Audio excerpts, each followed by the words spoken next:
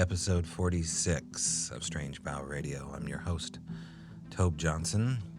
Today's guests are extended experiencers of Sasquatch interaction and maybe something more. I believe there's something more, and so do these two. So who am I talking about? Rich Germeau, ex-deputy out of Washington State, had quite the fascinating history with the subject matter and still possibly does. He's dipping his toe back in, and that's who we're talking to, as well as witness, philosopher, teacher Sonya Zohar. That's the show today. So we go way down the rabbit hole with these two witnesses at the Manresa Castle. Oh, by the way, sponsorship brought to you by Manresa Castle. Type it in, book a room, historic haunted castle in Port Townsend, Washington. You won't be sorry. ManresaCastle.com. All right, we'll be right back with our guests, Rich and Sonya from Manresa.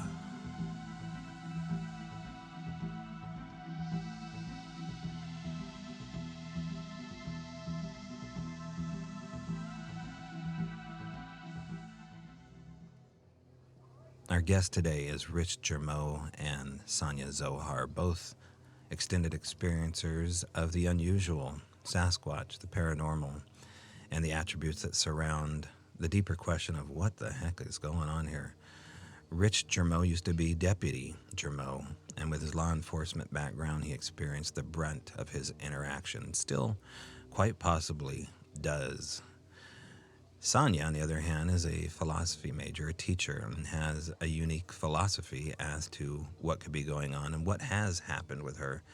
She's been all over looking into the subject matter, flies pretty low on the radar, so you may not know her name, but you might be familiar who she's worked with, and we're going to talk a little bit more about that as we go along here. So, from the Manresa Castle and what is known as the Green Room, Rich and Sonya.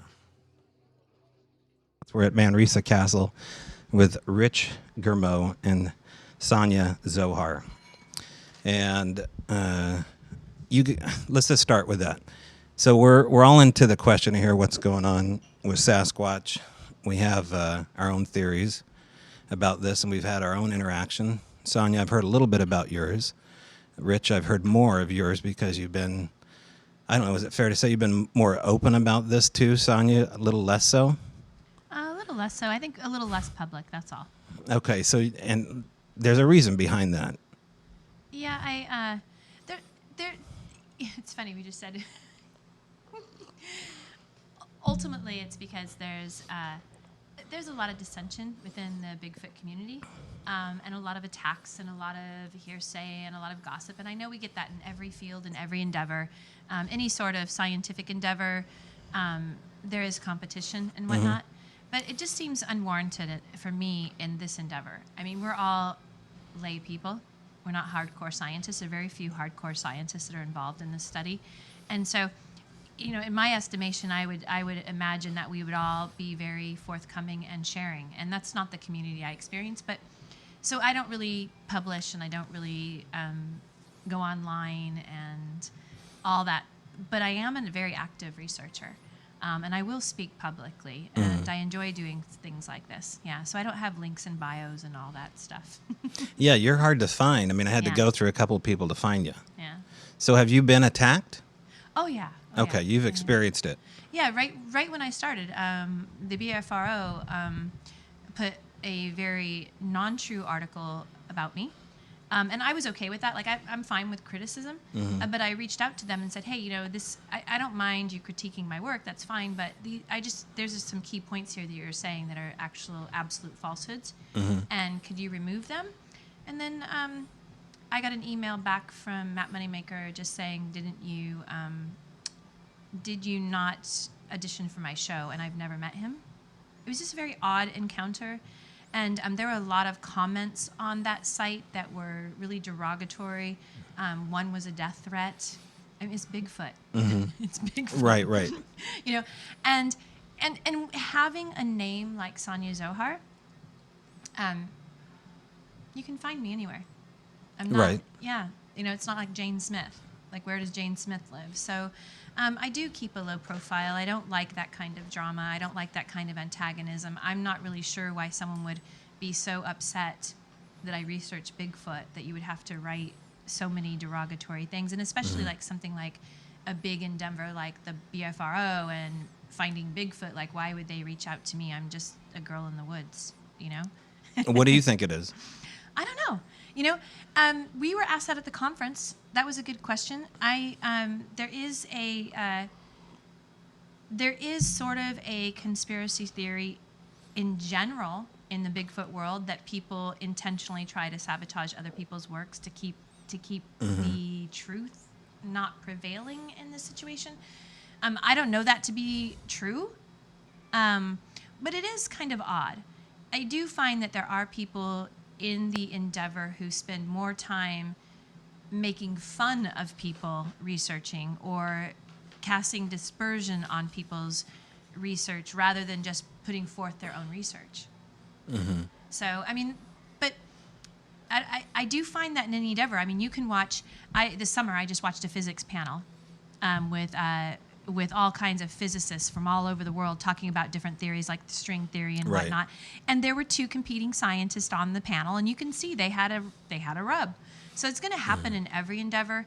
But I don't really care to necessarily participate, and I really did feel targeted, like right away. Like, why are you doing this? Why are you talking? Who are you? Right. And then You almost have to like kiss the right ring in order to get yourself through these little, webs of resentment or competition. Well, and it doesn't make a lot of sense. All we're doing and all Rich has done, Rich has had an experience and he's reporting those experiences, and I've had experiences and I'm reporting those experiences. Right. And we're both equally, well, I wouldn't say that. I can't speak for you there, but ultimately I'm just fascinated with the topic, so, I don't know. Okay. Yeah.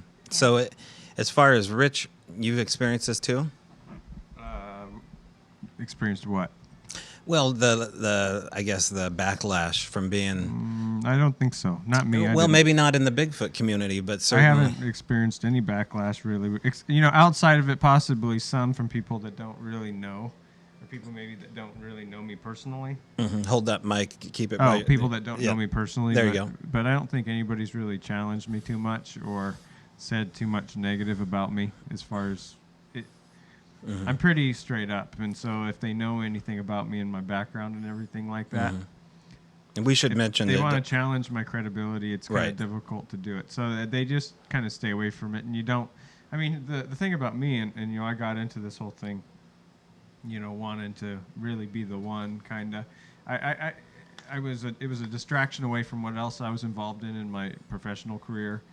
And everything like that at that time, and that's kind of why that I actually got into it. And then Derek really pushed me hard because he met me, and I think he was trying to form something at that time on his own, and he was a BFRO member at that time, and so I became a member of the BFRO and got access to flats, and then once I got access to flats, and I guess really, my involvement in everything that came out in the Olympic project and all that stuff was probably because of the BFRO and because of flats.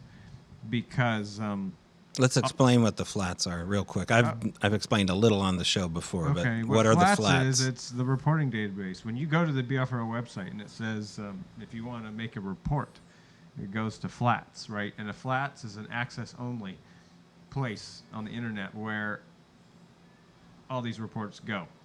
And if you can have a password to get in, which is granted by an administrator or Map Moneymaker, then you get access to go in. Most members of the BFRO have access to flats, right? But the great thing about flats is because it was established so early, it was like the first one. And it's still where the vast majority of people go that have a sighting. It's just full. I mean, what you see on the BFRO page, right, of the reports is literally probably less than 1/10 of the reports that are in flats. And for all kinds of different reasons, they don't get published. Right. And a lot of time it's because of follow-through, because of the guys that sign up for them, and I was really guilty of that. I didn't publish any reports. I kind of just picked them. I was pretty selfish with what I was doing. I was using flats after I got this idea because I guess I was kind of selfish in that sense that I was using it for my own benefit. I was signing up for these reports in certain areas, kind of to learn about what was going on, because I kind of jumped in and I was trying to learn really quick, as much as I could. And then we came up with this idea to, I did basically the strategy to do this camera placement, and then our benefactor Wally Hersom, he paid for all these cameras, so we started doing it. But in general, places that I was interested in, I would use flats to find them, because I would go to areas and that would have a lot of historical data with sightings, and specifically stuff that was still currently going on.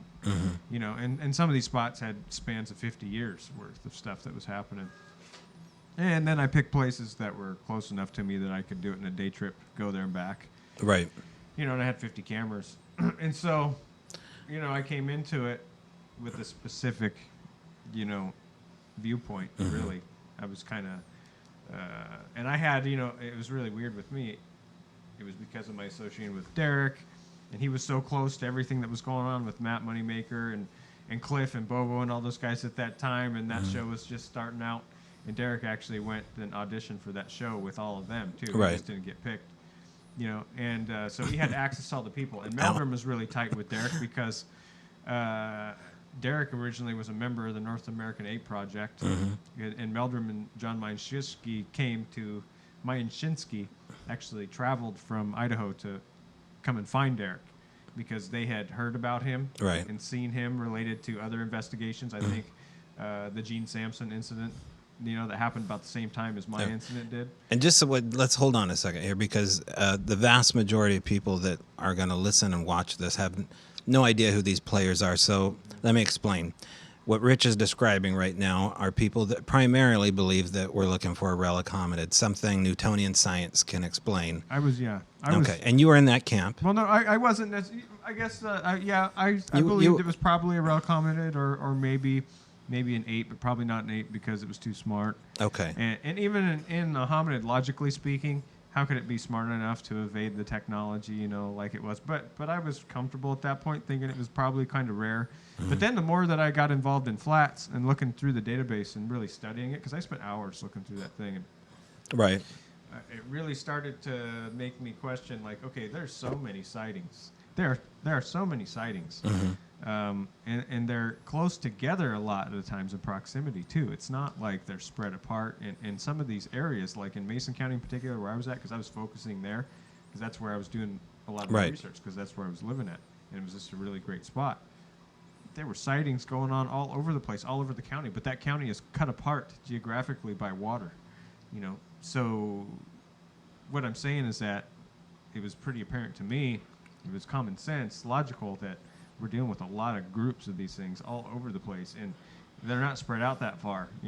Different groups are really close together, which tells me that there's quite a few of them. Right? It's not like these things are rare, not at all. Definitely they're dispersed throughout the entire available habitat. They're there. Let me ask Sonya this question then. Sonya, as far as the rarity that Rich is talking about, he's saying that the numbers are not rare, that there are large breeding populations, large areas, large swaths of where these are. What's your opinion on that? Yeah, I would tend to agree with Rich. I really trust his research on that. I want to go back to something that you had brought up earlier, though, about how Rich had started off looking for a relic hominid, and I did as well. I think any rational, logical human being that would get into this research would start off looking for an ape. I think it's once you have experiences and you've been in it for a while, you realize you're dealing with something a little bit different. And that's, what comes up. It's like it's not quite what we think it is when you start off. It just seems obvious that we'd be dealing with a relic hominid, like a Neanderthalish type being, or Gigantopithecus, something like that, since we have that in the fossil record. But as you start to get involved, you start to realize that it's not quite like that. And we need to resolve that as researchers. And then back to what you just asked about how many there are. They are dispersed in a lot of places. I don't quite understand it. I don't think they have, I don't want to use the same model, the biological model that we use for human and other migratory species, or any sort of animal that we know of, because this being is a lot different. And I think we have to start putting on a different sort of mindset when we start thinking about what we're dealing with, because like Rich just said, it's all over. And there are reports of them in urban areas. And how could that possibly be?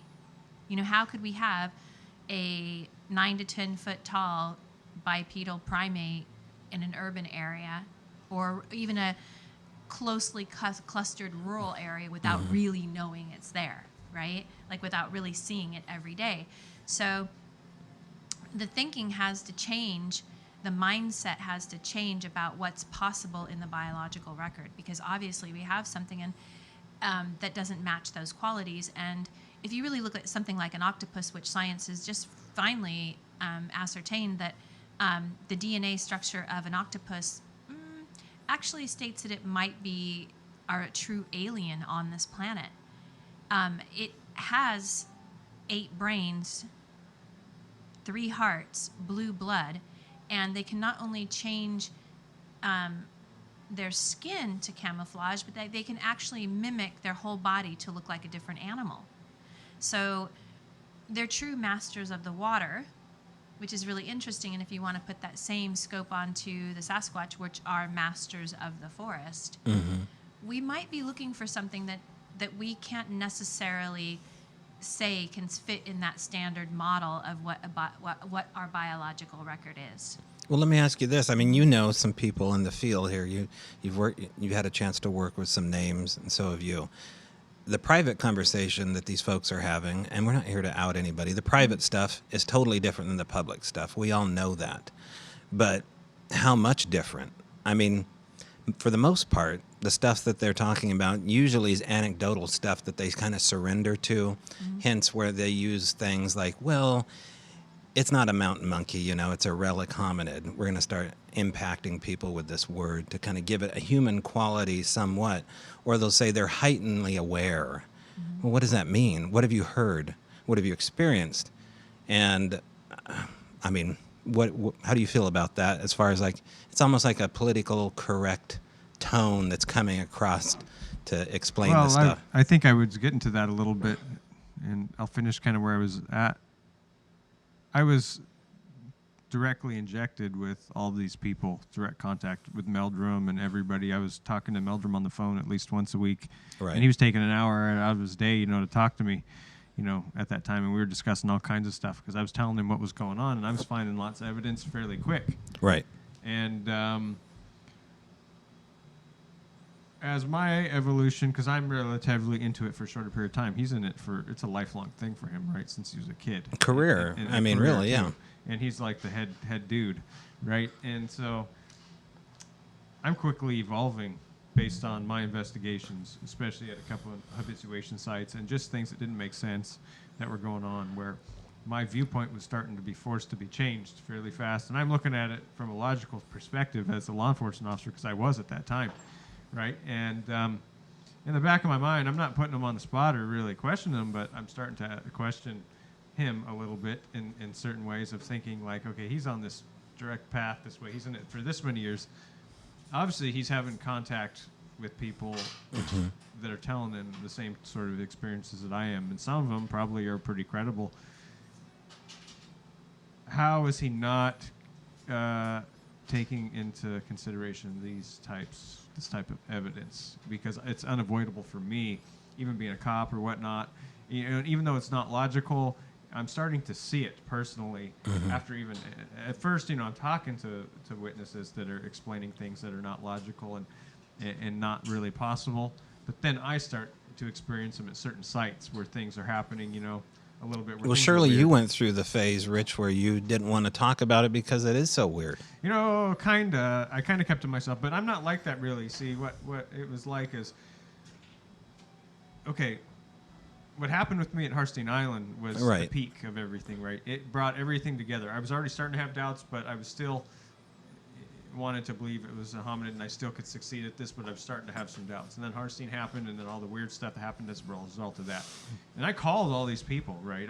I talked to Meldrum, and I talked to Derek, and I talked to Wally, and I talked to everybody that I was involved in, Melba Ketchum, and all these different people that I called, you know, within that day or first day and a half, and told them what happened to me. Right. You know, and subsequently, I didn't keep it at all a secret from people, you know, kind of what had happened. I was a little soft on it, I didn't really go full in, but I was making it well apparent to people that I had some weird experiences occur after that incident.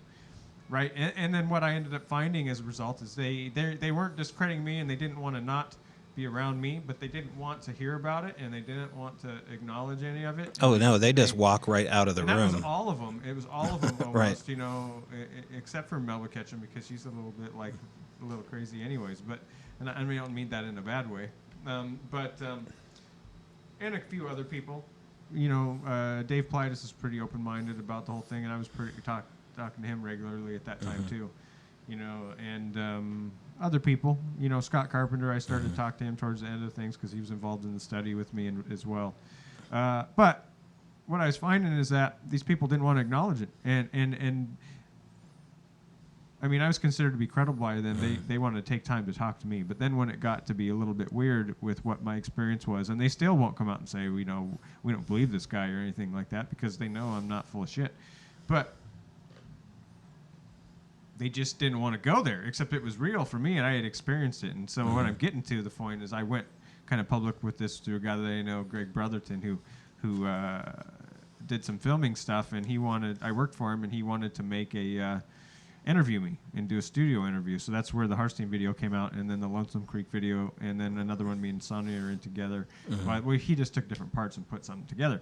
But then that went public, right? And then I'm pretty boisterous about what my experience is, and I've even, they don't challenge me on what I say. But the thing is that they just want to stick to their own thing, and they don't want to acknowledge that people that were legitimate, that were in this, that came in it looking at it their way, quickly changed to another viewpoint. They don't challenge you because why? Well, no, I don't know why it is, but I don't think there's anything positive in it for them to really do it. Because why would they challenge her so hard? I mean, I don't know why, but what I'm saying is I haven't experienced that. Is it because it's a boys' club? I don't know. I don't know if that would be the case or not. Yeah, I mean, you're an ex-law, I'm official. credible considered by coming after me and saying and trying to do character assassinate me or through any other means of trying to shut me up. It's not going to really do them any good at this point. It's already out there. Well, people have already formed their opinion one way or the other based on what my experience how was. open have you been, Rich, as far as what? I've been totally open as far as concerned of. I guess not everything's out on the internet as far as YouTube, but I've spoken on social media about everything. So if you've paid attention to it, and people associated, they've seen it all. But and speaking events publicly, I've pretty much gone all the way now, I think. Sonya, you had a follow-up. I think what happens is when you get into it, like I said, like everyone starts off thinking that. Go ahead. Yeah, go ahead and use it. Anybody needs to do anything here, just watch out for the camera here. Go ahead. Thank you. So I think anyone, like I started to say that, anyone that gets into this starts off looking for the obvious answer. You're looking for a Gigantopithecus. You're looking for a relic hominid. You're looking for a non-human bipedal North American primate, right? And then what happens is that I think a couple of things happen that makes this study challenging. Well, obviously there's a lot of things. We're looking for an elusive hominid, whatever it is, highly elusive.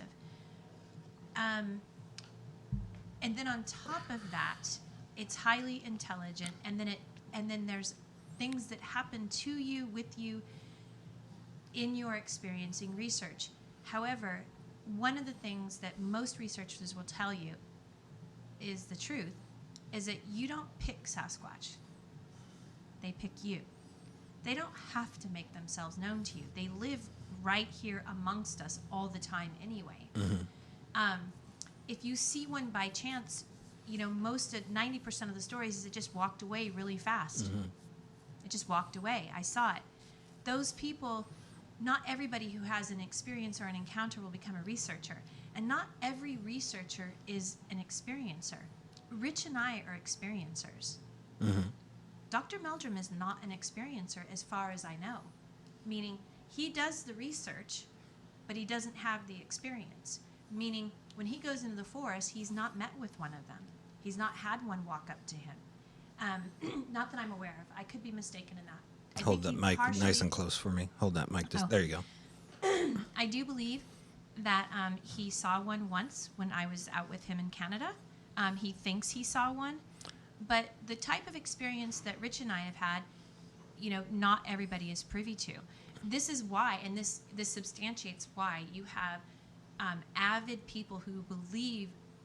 I mean, they will tell you and berate you that there's no such thing because their evidence is, well, I've been a hunter since I could carry a gun. Right. I'm 65 years old. I know these forests in and out. I've never had an experience. Okay, that's great. You've never had an experience. You're not an experiencer. And that's what I call them. There's a group of people in this endeavor that are experiencers.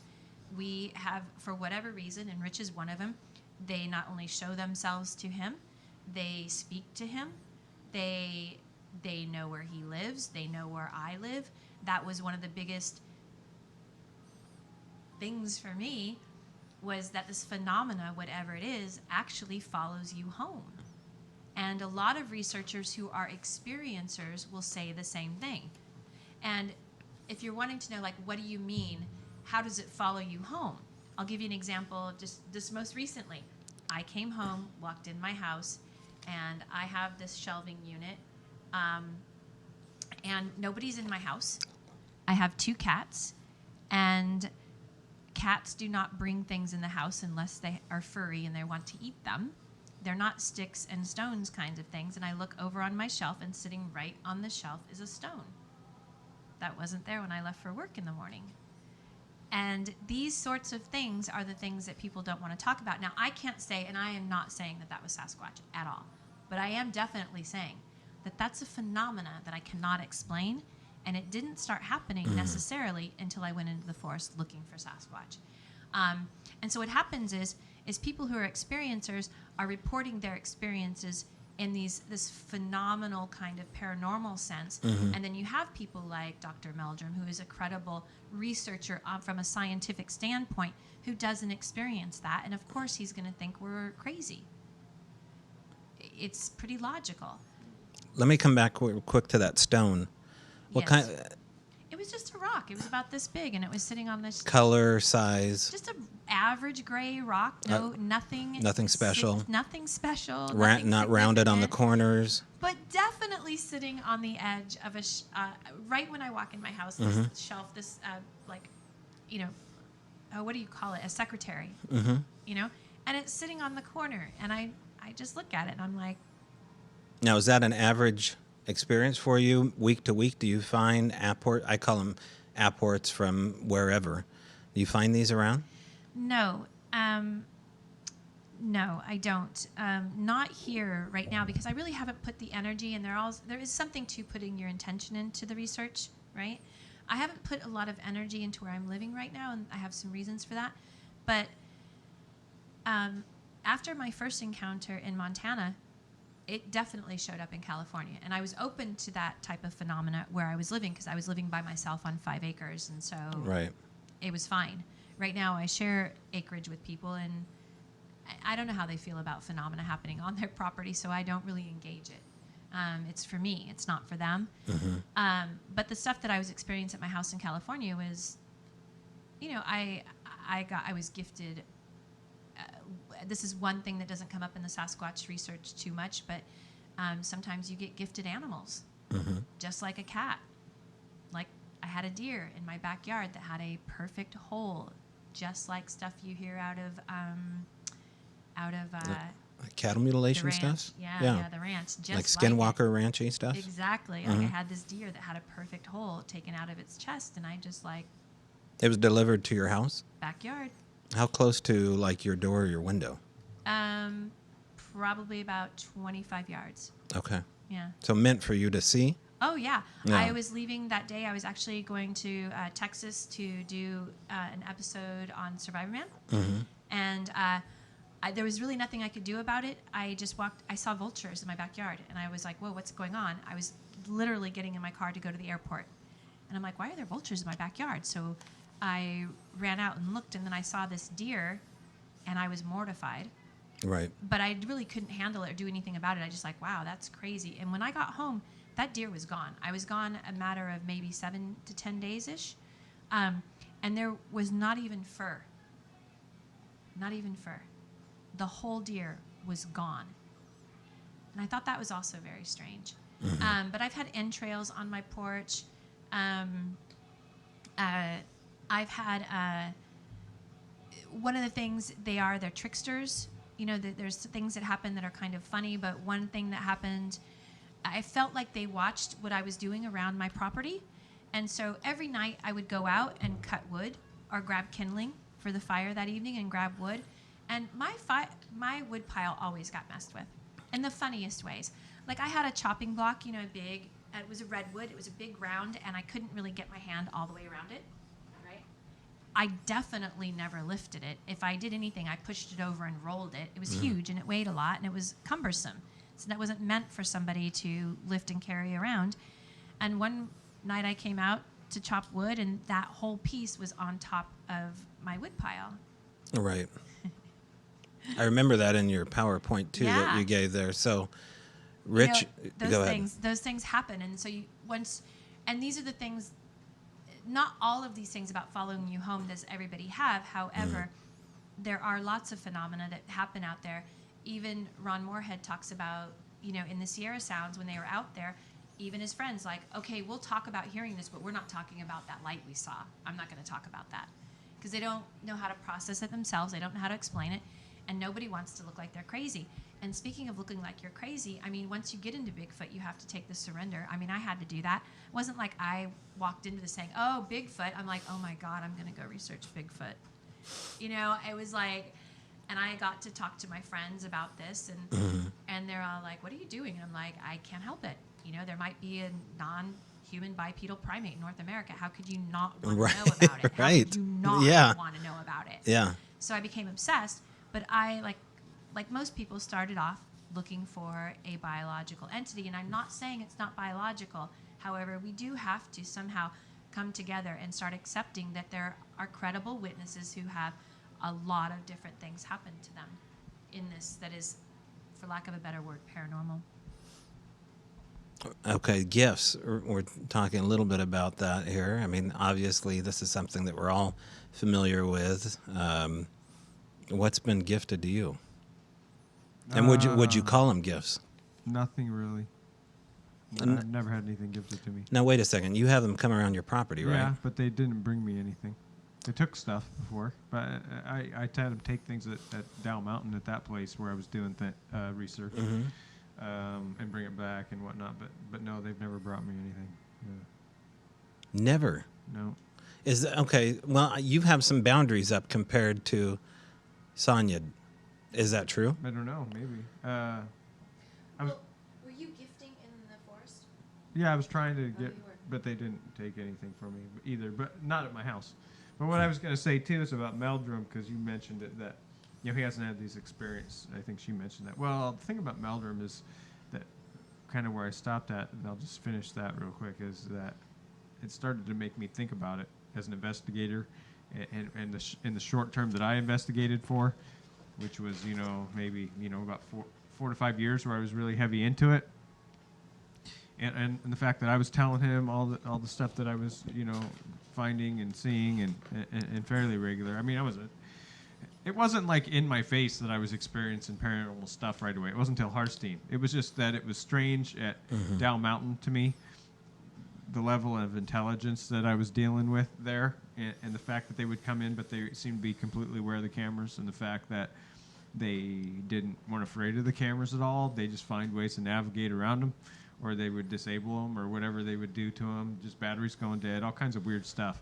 But the fact is with him, I don't buy the fact that he just didn't experience this stuff, so he just doesn't. He thinks we're crazy or whatever. Right. The fact is he's had so much exposure over the years to every aspect of this thing, right? And he knows all the strangeness associated with it that he chooses to not acknowledge, right? Which to me, as a scientist or somebody that, and he would be a true investigator as a scientist because he's trying to, get to the bottom of a phenomenon. Why is he ignoring specific evidence, that is directly associated with what he's doing is being repeated over and over again? And I started to ask myself, I didn't stop talking to him, but I started to question, what's he really doing?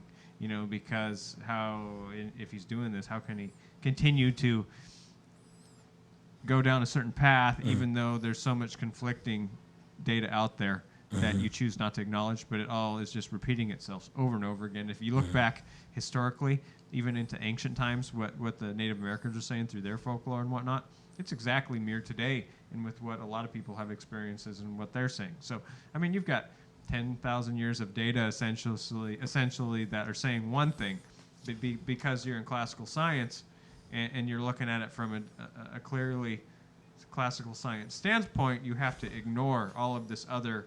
But you can't do that if you're religious, and Jeff absolutely is a strong. He says he's Mormon, right? Yeah, right. I mean, there's a lot of supernatural stuff in the Book of Mormon. But he believes in evolution too. Right. My point being is that if you're going to invest, your worldview into believing in a giant sky god, then what stops people from going over here to say, okay, what's up with these lights? Let's start there. Yeah. What's up with all these lights, which are invitations, in my opinion, business cards of something coming towards you, in particular Bigfoot stuff. Have you guys all seen these lights? No, I wouldn't say. Sonya? Okay. But I will say about Jeff too is that it's strange. This guy's skillful because he can mingle with all these people, the weirdness and all that stuff. It doesn't influence him. He sticks to his thing he has for the last 20-some years or whatever. And he doesn't account for anything else that's going on, and he can navigate and communicate and go through the whole thing, and everything's fine, right? But the thing is like I don't understand how he can just be where he's at, based and then this all. I've experienced this stuff, right? I wouldn't even have got into Bigfoot. I wouldn't have wasted my time 1 second looking if I hadn't already seen one in 2000 when I was driving down the road. Right, it was already confirmed to me it existed. Right, it was attainable to actually go out and invest a lot of resources and time into this. That's why I did it, because I had already had a sighting. It had already been confirmed to me that they exist. He already knows that they exist, right? He talks to all these people. He's getting people telling him weird stuff, but he doesn't consider any of the weird stuff, even though he's hearing it over and over again.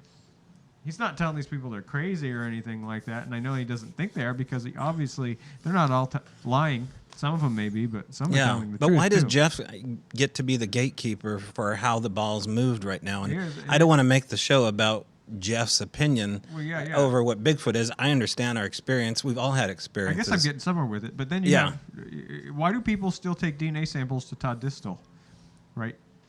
Why do they still take samples to him? Because he's on TV. But why? Look where he stands. They have no idea who else to take him to.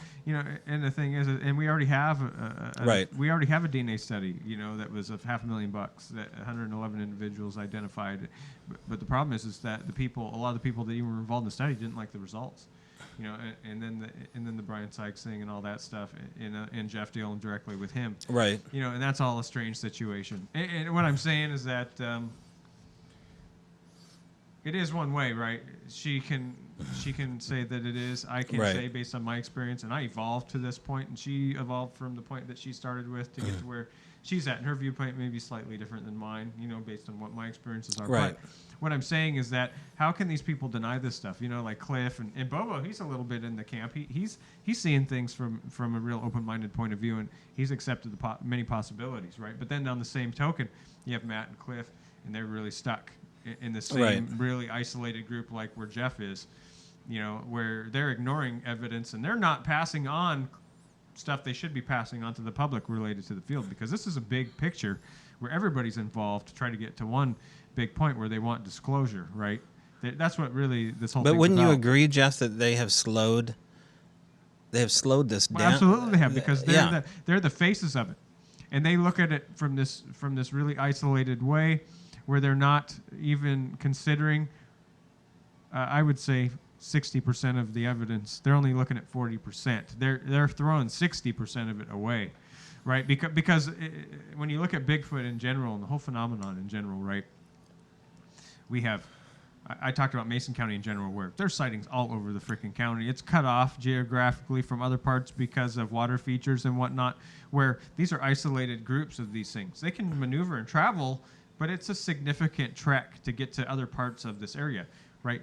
I'm saying in Mason County, which is like 950 square miles, with a whole bunch of like 400 some miles of shoreline because of the water, there's probably 20 groups of Bigfoots, 30 groups living in there, right? In this small area, in one county in the state of Washington. These things are everywhere, right? Yet they're able to avoid millions of game cameras throughout the world, essentially, that are placed both by Some of them by people researching cryptids or Bigfoots. Other people that are doing it from a scientific or recreational nature, they're not getting pictures of Bigfoots. I got a picture of one once, and I think that even that was suspicious in the fact that it was like it was almost meant to happen, like it was like a gift, the way it was done. The camera wasn't even it wasn't even hidden. It was just in the wide open. It was like right after we put them and they were in the area. It was really weird. You know, it's like almost it was there to keep your attention focused on this. You know, it's like a little bit of bait to keep you going. It's really weird. The whole thing is weird, you know. But I've been talking a lot if you want. Oh, well, no, let me ask both of you. As far as the permission slip to record them on video, there seems to be a lack of permission, aside from Patterson and Gimlin, to actually get them on film. But audio, at least in my experience, is A-OK. Well, recording them in audio, I mean, I've had to mess with the recorder, pick it up, you know, eat blackberries, fiddle with it. What's your opinion on why that would be? Well, first of all, we just have to accept we're dealing with something highly intelligent. And the second premise we'd have to deal with is that it's somewhat omniscient. We do have to say that because, and I don't have this photo, and there's a reason for that, and it's so funny.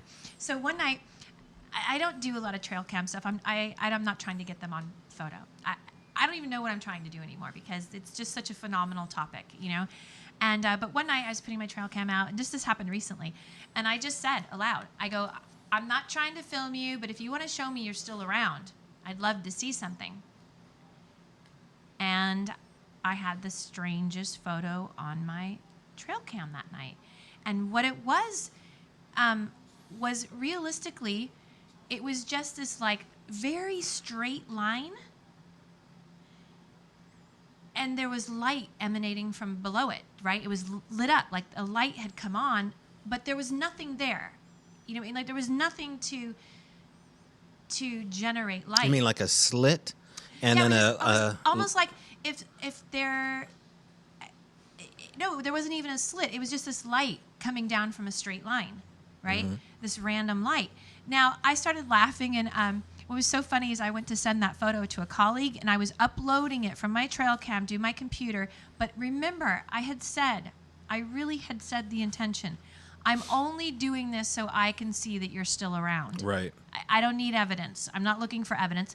But then I was just excited and naturally, and I sent it. I tried to send it to a dear colleague, and as I was uploading from that trail cam, that was the only time my trail cam and everything froze, and I couldn't upload it, and I lost the photo, which I started laughing at because I know what my intention was. My intention was I wanted to know that they were still around because I hadn't really had an interaction in a while, and sure enough, I got this thing on my trail cam.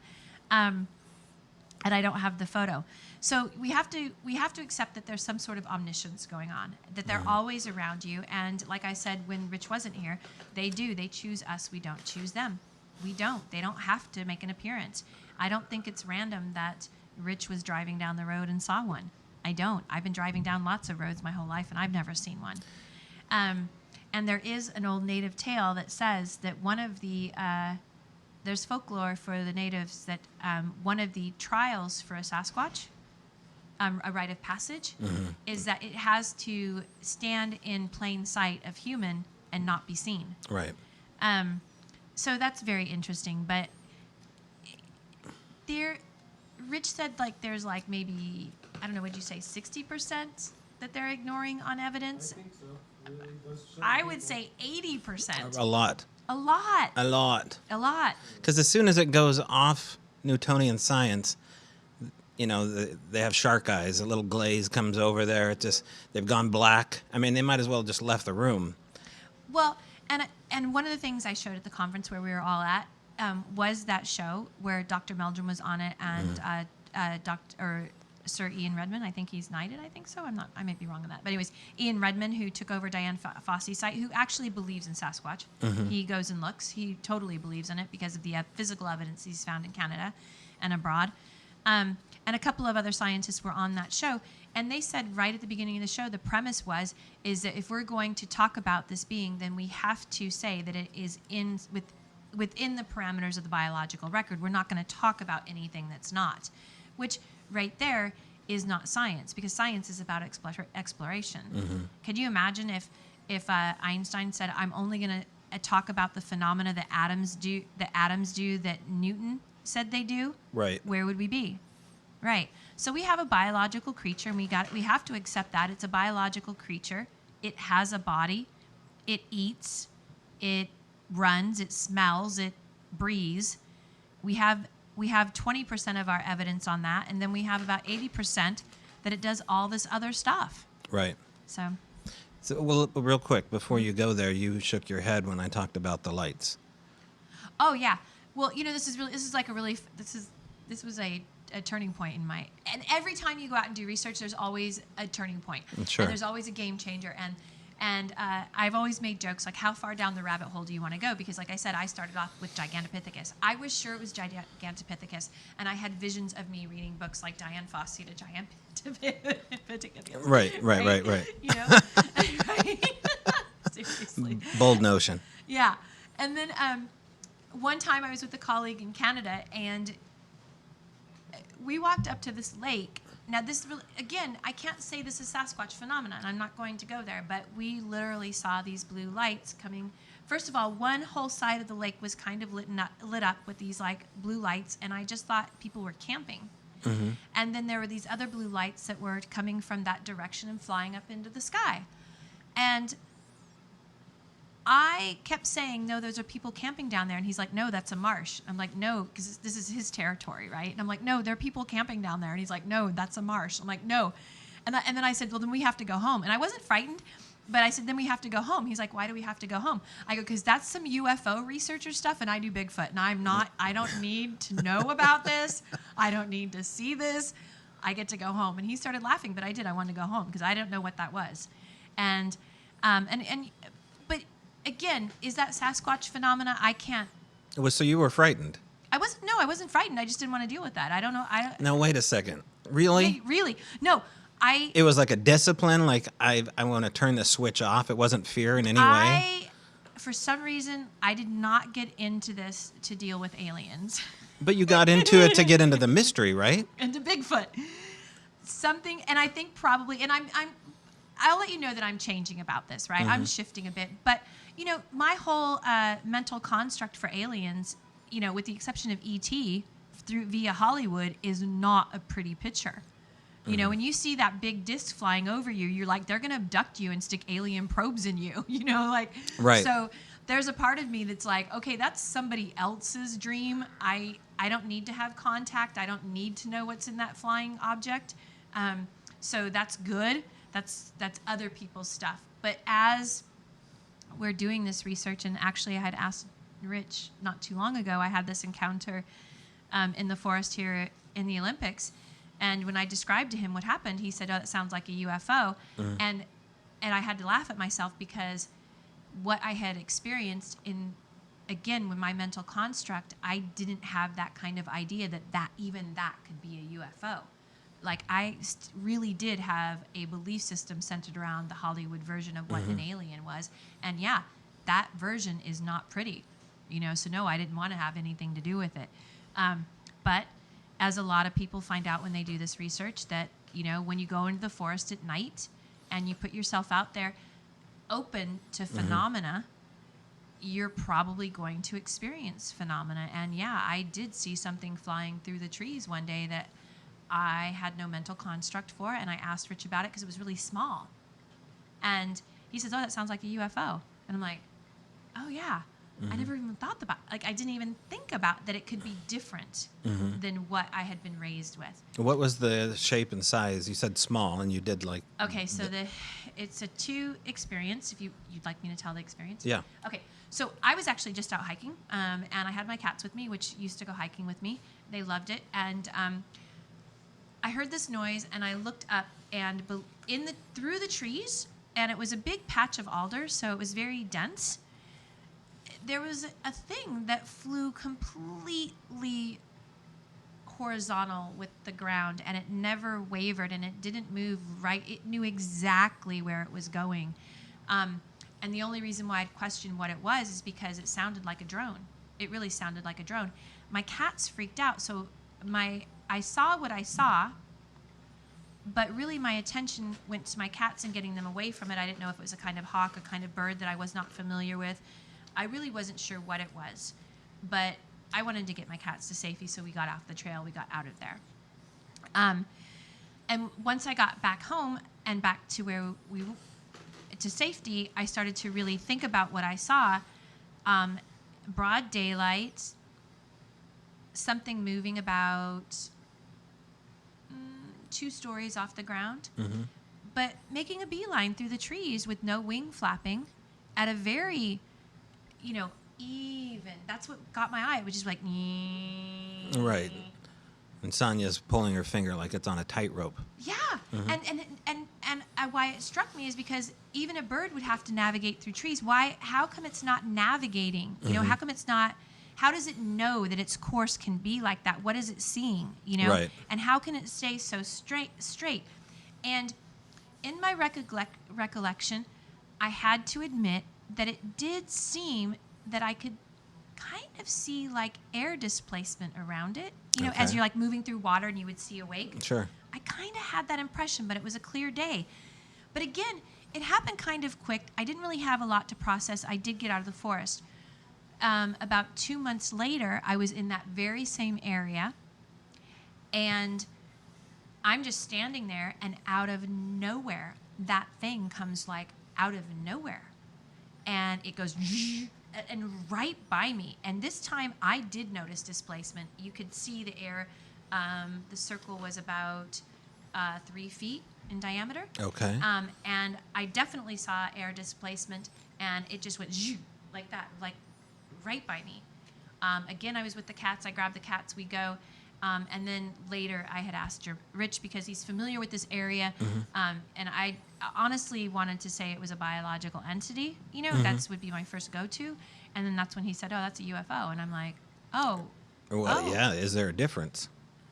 Yeah, they don't have to be big. Right. Like who knows what they have to be. But I'd had a very different impression. So that first time when I was in the forest, I was at night looking for Sasquatch, and I saw all those lights. I didn't want to deal with a big saucer and things coming out and probing me. Rich, how ripe is this area for UFO activity? I think it used to be back in the 50s, 60s, 70s. And then hasn't been that much since then, at least from what I've heard. I don't know. But I know that it used to be pretty hot. My grandparents had both seen them on Hood Canal and out here. My mom and my grandma both had a sighting at Four Corners Road. And I believe it was the first day of my mom's 7th grade. So I don't know what year that would have been. She graduated in 1972. So Okay. And it was cigar shaped and went right down the middle of the road. And there was a lot of parked on top of a substation that was by their house. Where they did. Banger? No, right here. Oh, okay. Okay. A substation for electricity. Oh, I thought you meant a sub base. No. Okay. Where they had we're near a sub where base everything too. comes in and gets. Yeah. It parked on top of that. It was really low to the ground and everything. No windows on it. No fire either end. It just looked like a silver cigar floating through the air, essentially.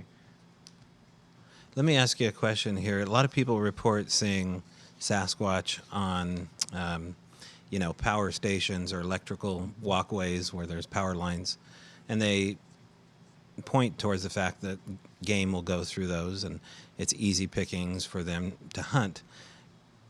I toy with the fact that there's something going on with the electricity itself that they're curious about. You want to know something funny about that? I've heard people say a lot of things that they assume based on what they think. And the truth of the matter is when you have power lines, they regularly drop poison along those lines, and it keeps the brush down. Oh, And gotcha. the animals tend to stay out of it. They move through it, but they don't spend a lot of time in it, and they don't eat it generally, because it's essentially Agent Orange is what they use on it, and they know well enough to stay away from it. And if you notice any of these power line corridors, generally speaking, you'll see that the animals may move through it, but it's generally void. They don't spend a lot of time. Not a lot of grazing going on. No, even though it's full of grass, they don't eat it. They stay away from it. They move through it. Okay. That's what I generally have noticed. So I don't really buy the idea that Sasquatch utilize it because, animals and for a food source to hunt on or anything like that. but maybe they do travel through it. But I would suspect they would probably avoid it just like anybody else. I mean, but they could use the towers to communicate because you can bang on them and hear it for a long ways. You know, just like What's so weird is that the banging and the easy commuting through power line gateways and the wood knocking, that's not my familiarity with the kind of Bigfoot action that we've had before. It's so supernatural, so alien-like that why would they need those qualities suddenly when they're here? What happens between the point where they're bursting out of whatever energy source they're coming through, and all of a sudden they're like a caveman and they need to hit a tree?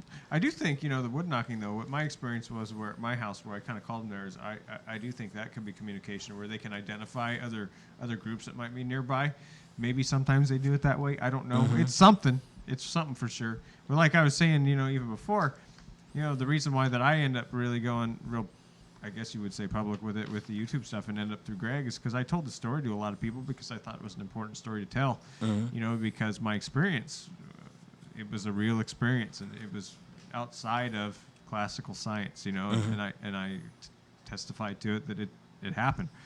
It's a great story, and Greg heard it, and he knew it was a good story. At least people would want to hear it, and he thought it would get views, so mm-hmm. he did it, and I'm glad that he did, because it gave it a platform to really get out there and for people to hear it, because I think it's really it's an important story. I think it's the most valuable part of my experience. Mm-hmm. Out of everything that I saw, what happened to me at Harstein Island in that video that came out, mm-hmm.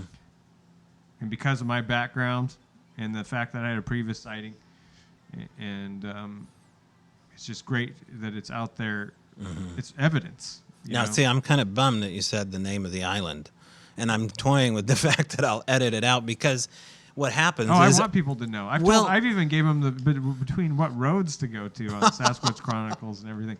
I'm not trying to keep it a secret. I want people to know. I am. It's my next door neighborhood, No, but I don't think that... I've gone there many times, and I've never seen another person there looking for Bigfoot. They don't know what to do. Well, and do remember, I really... if I could say anything about this whole endeavor, I do believe they choose us. I don't believe we choose them.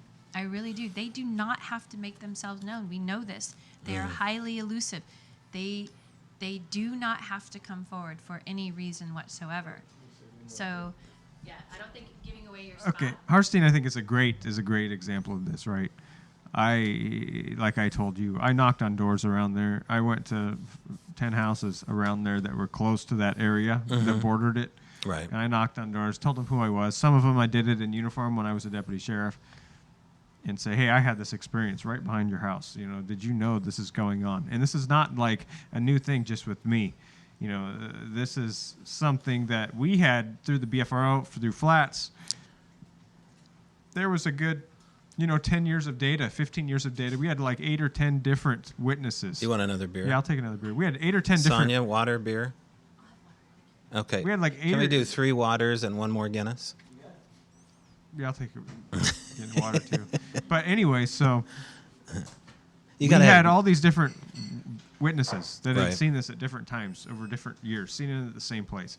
So I knocked on all these doors and I asked them, do you guys know what's going on here?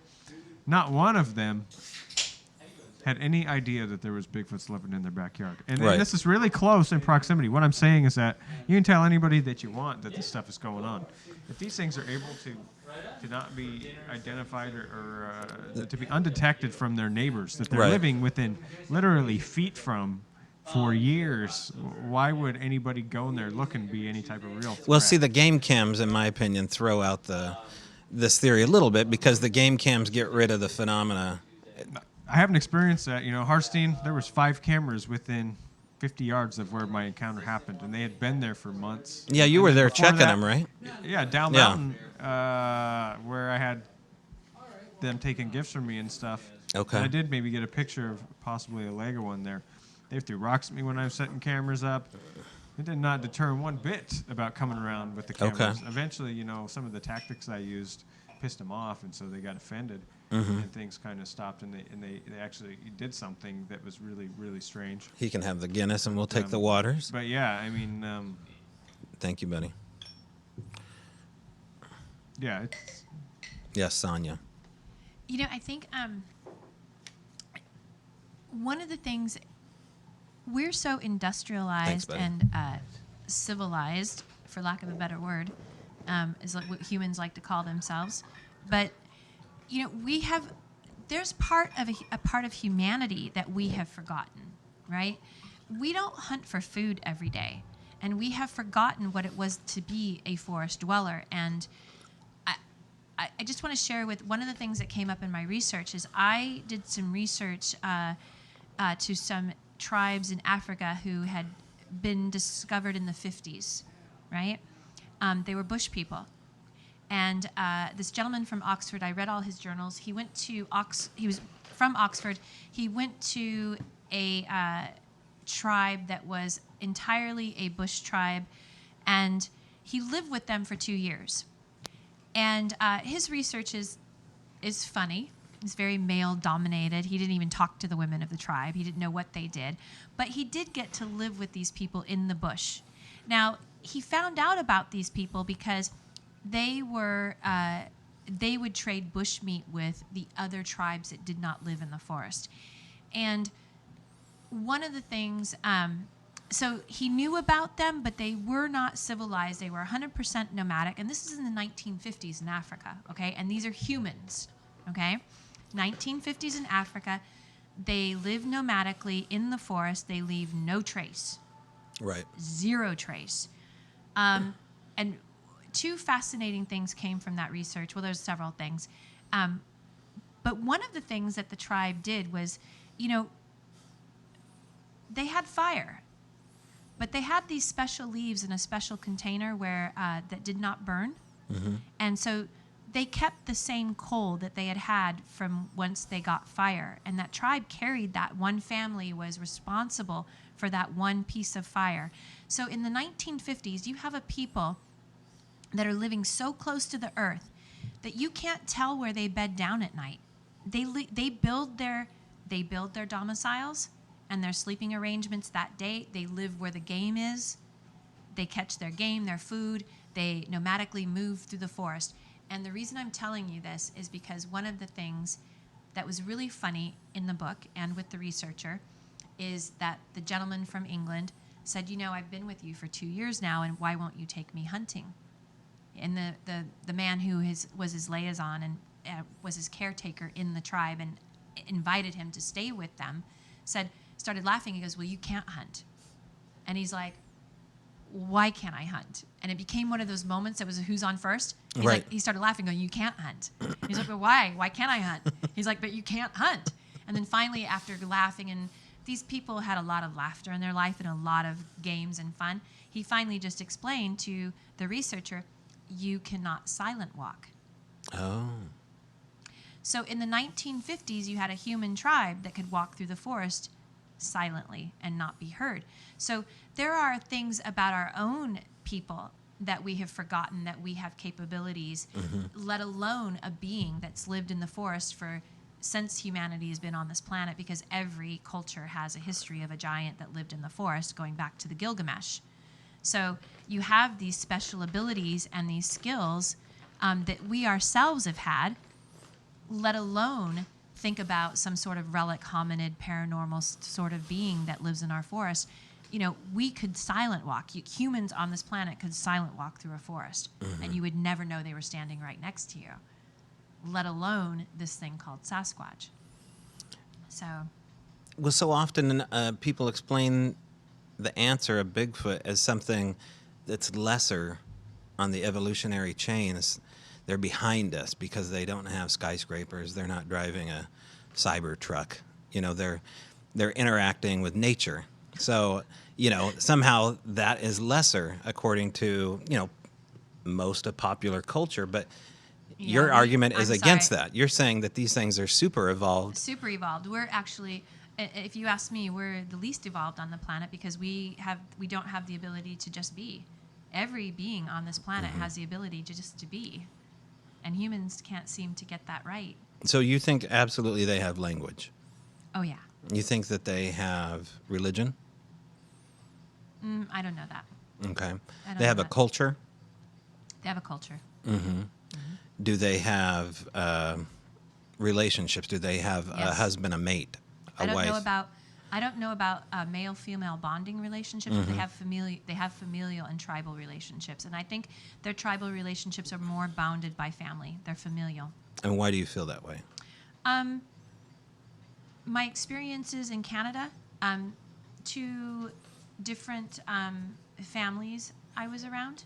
I knew one was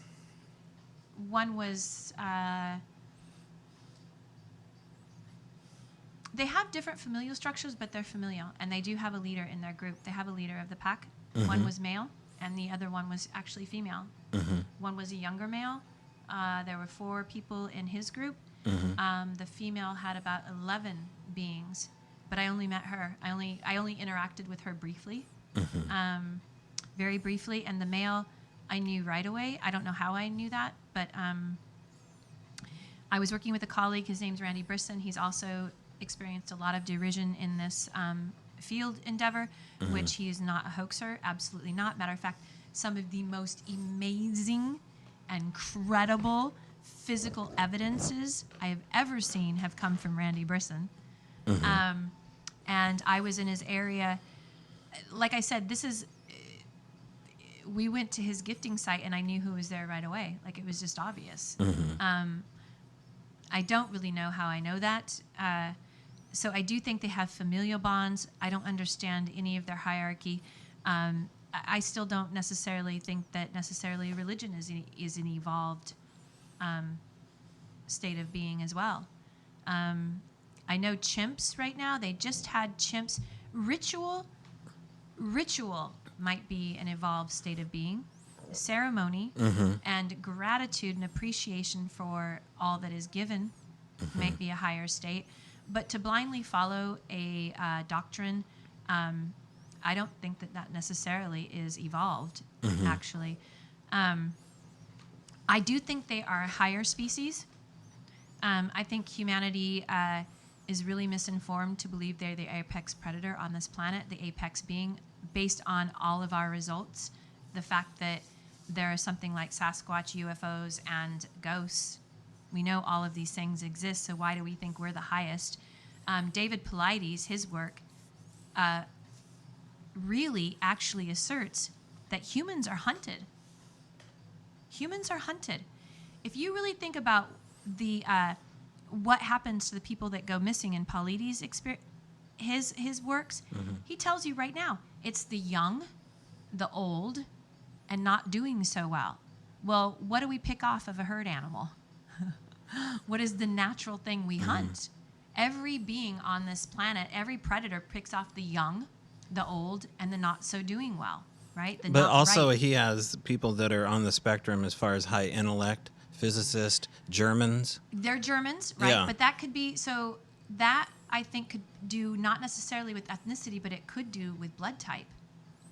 RH negative? Yeah. Are you? Right? No, I'm not. But I am negative, which is a rarity. Super negative. Yeah, A negative. I'm A negative. No, I'm not. I have a theory about RH negative. It seems to be linked. It seems to be linked that But people have mostly- experiences. But mostly, again, it's still children. The number one suspect is a child, and that's what gets picked off, right? And I don't believe it's Sasquatch, and I've said that at the conference too, and I've said this before, because the one distinction that you have in Sasquatch encounters is that dogs will not track a Sasquatch. Dogs will cower. They will freak out. They get scared. Right. Dogs are scared of tracking a Sasquatch experience. In David Paulides' situation, dogs cannot, and there's a distinction. The dogs cannot find a trail. The dogs will circle around where the person was missing, but Right. there's no lead-in. But they don't sit there and go, I'm not going to track this. And that's what happens in the Sasquatch experience. They take a whiff and they're like, no, I'm not doing that. I'm going to go back to I'm going back to the truck. I'm going back somewhere. Right. Sorry. That's right. So, but if you really look at, the list of what Paulides is talking about, generally speaking, it's what we know as predation. That's what we do. We pick off the young, the old, and the not so well. The fact that they're highly German, I think, has to do with the blood type. And if you're a predator, you can smell that. There we go. If you're a highly ordered predator, you can smell blood type. You can smell disease. Wolves pick out diseased body parts and won't eat them. So, yeah, we're not alone, and we're not the apex predator on this planet. And this, let me just take that back. We're not the apex predator in this experience. What about your experiences, either one of you? Do you have any abduction experience in your family, any missing time, anything that would point to the fact that you somehow, and a lot of people get irritated by this, but you're unique or you're special. You've been chosen by these secret schools. No. I remember you were asking me some questions, and like I told you that when I was a little kid, I used to wake up in the middle of the night sometimes and have the context of everything would kind of feel weird, and I'd have a metallic taste in my mouth. Oh, yeah. And that would happen really, and then all of a sudden you would wait it out, and then everything would revert to normalcy. Everybody else would be asleep. It's not almost like you didn't know if there's a presence there or something like that. It's not that. It's just that everything, you felt like you were seeing everything or feeling everything from a different standpoint. It just felt strange. Right. And definite taste of battery in your mouth, like having a battery taste. Would you ever get regressed? Regressed? What do you mean? Hypnotically regressed to try to recall some of these I wouldn't memories. mind what that was about. I mean, I don't know. I guess maybe there was something significant that happened before you woke up, before you felt that way. Right. That made you feel that way, you know. And a lot of the times, it was when I was a little kid, and I might have been in bed with my mom because my dad was doing different jobs and gone. Me and my brother might have slept in the same bed as her. I remember me and my brother slept in the same bed lots of times, and he would be there too. You know, I did have an incident where probably ghost related, where I was in my grandpa's house that was up here in town here on Hill Street, and we were in his spare bedroom, and I just happened to wake up in the middle of the night to see the door handle turn and the door open. Right. But then there was nobody there. You hear the door handle turn and the door open, and then the door just stayed open. And I wasn't afraid or anything like that. But it was my grandmother's bedroom, and she had died. Did you feel Did you feel a presence standing there? I don't know. I mean, I was a little kid. I was probably only like 10 maybe, 8 or 9 or 10. And my brother was sleeping in there too. He was asleep. But what do you think of Albert Ostman's story? Oh, that's a great story. Okay. I don't doubt any of it. It seems pretty legit. I think that in his story in particular, I think that he's like one of the early witnesses to show a lot of these things, like with language and communication, potentially just behavioral stuff. Right. How they acted, the fact that they were interested in him, you know, and essentially kidnapped him. But I think that if you look at little details in Albert's story, it really details a much further advanced thing that was being looked for by by all these guys, Rene Dahinden and all these people at that time. They're looking for an ape to shoot. Well, I think that they were really not paying real close attention to what Albert Ostman had experienced at that time and the complex, you know, possible language that was related to him, because he experienced them jabbering with each other, and then just the family structure and how they were. I think that people failed to connect the dots, you know, early on, you know, with some stuff that was happening at that time and with him.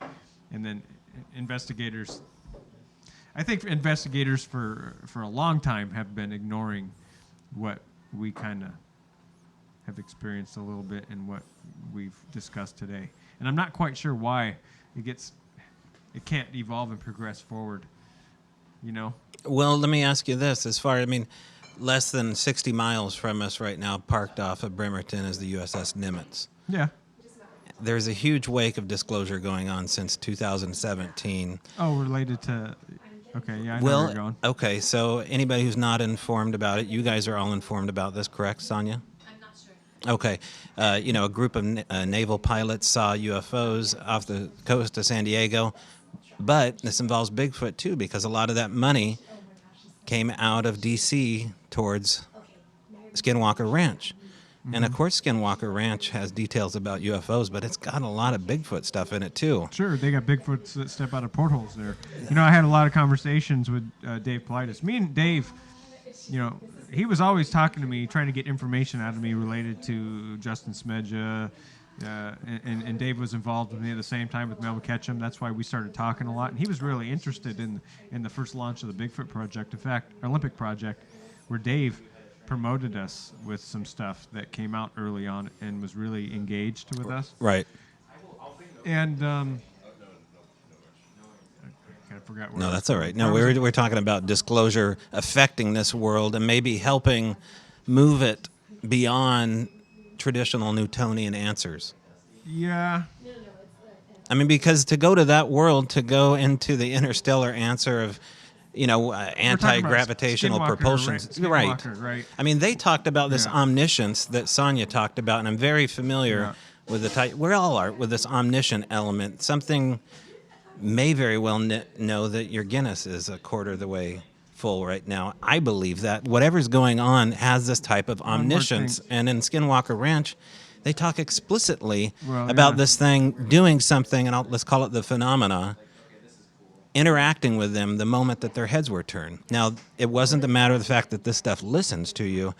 It's at the beginning of your forethought to make a move to leave. It's already seen this, the time is different. Dave was heavily interested in Skinwalker because he's good friends with George Knapp, who had been there a couple of times. Right, and wrote the book. And and so David tried to go there too, and nobody would let him go.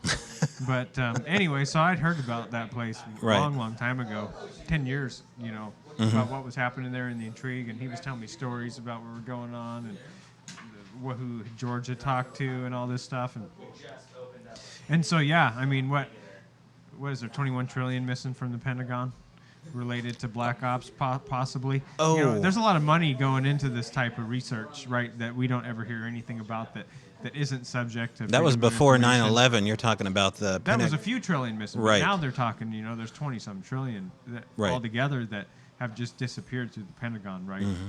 The military-industrial complex that basically has all of this money and ability to do all this research and fund itself through all this stuff, and there's all this missing taxpayer dollars, which we don't have any clue what it paid for. And obviously they have, what I'm saying, I guess, is that they have put massive amounts of financial resources into to find as much as possible about these phenomena, yet we aren't told anything about it. Now that the bar is officially open, it's going to be a little harder. So I'm going to have you guys speak up a little bit more here. I think she wanted to say something. Yeah, go ahead, Sonya. Just speak a little bit louder into the mic. Now, I was just excited to talk about the ranch, the Gorman Ranch, and I wanted to go back to, what was his name? The gentleman that got kidnapped we were talking about earlier. Albert. Albert, Albert, and Ron talks about this. Ron Moorhead talks about this in his book, and it's that the gentleman who took that report, there's a discrepancy about where the gentleman says he was and then the time frame in which he got back. And it doesn't make sense from when he said he left that group of Sasquatch and where he came out, which would, nobody can find where he was, basically, really, from his account of where he went and how long he traveled. And so there is an essence that he was somewhere he doesn't know where he was. You know what I mean? Like he got taken somewhere where they really can't figure out exactly by his account where he was. So there's an element to it of losing time, losing space, maybe going through a portal, coming out of one, because there's plenty of people who say that he could not have physically gotten to where he was from where he had been abducted. Nevertheless, that was just something interesting to know, and Ron talks about that too. It's interesting to know. Why was he so specific that he said, no, I was here, and then I went to this point, and everyone's saying, well, that's really not possible. But he specifically said, no, I was taken here, and I got to this point. So something had to have happened. Something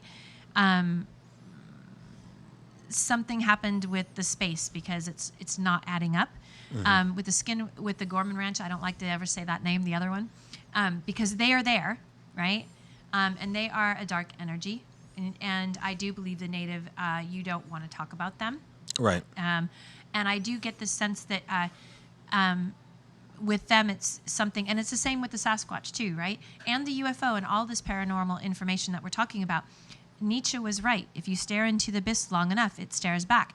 And I'm an empath, and I know that to be the case in my life, and it took me a long time to even acknowledge that I'm an empath. And what that means is that I have a sense about me that, like, if something is haunted, I know it.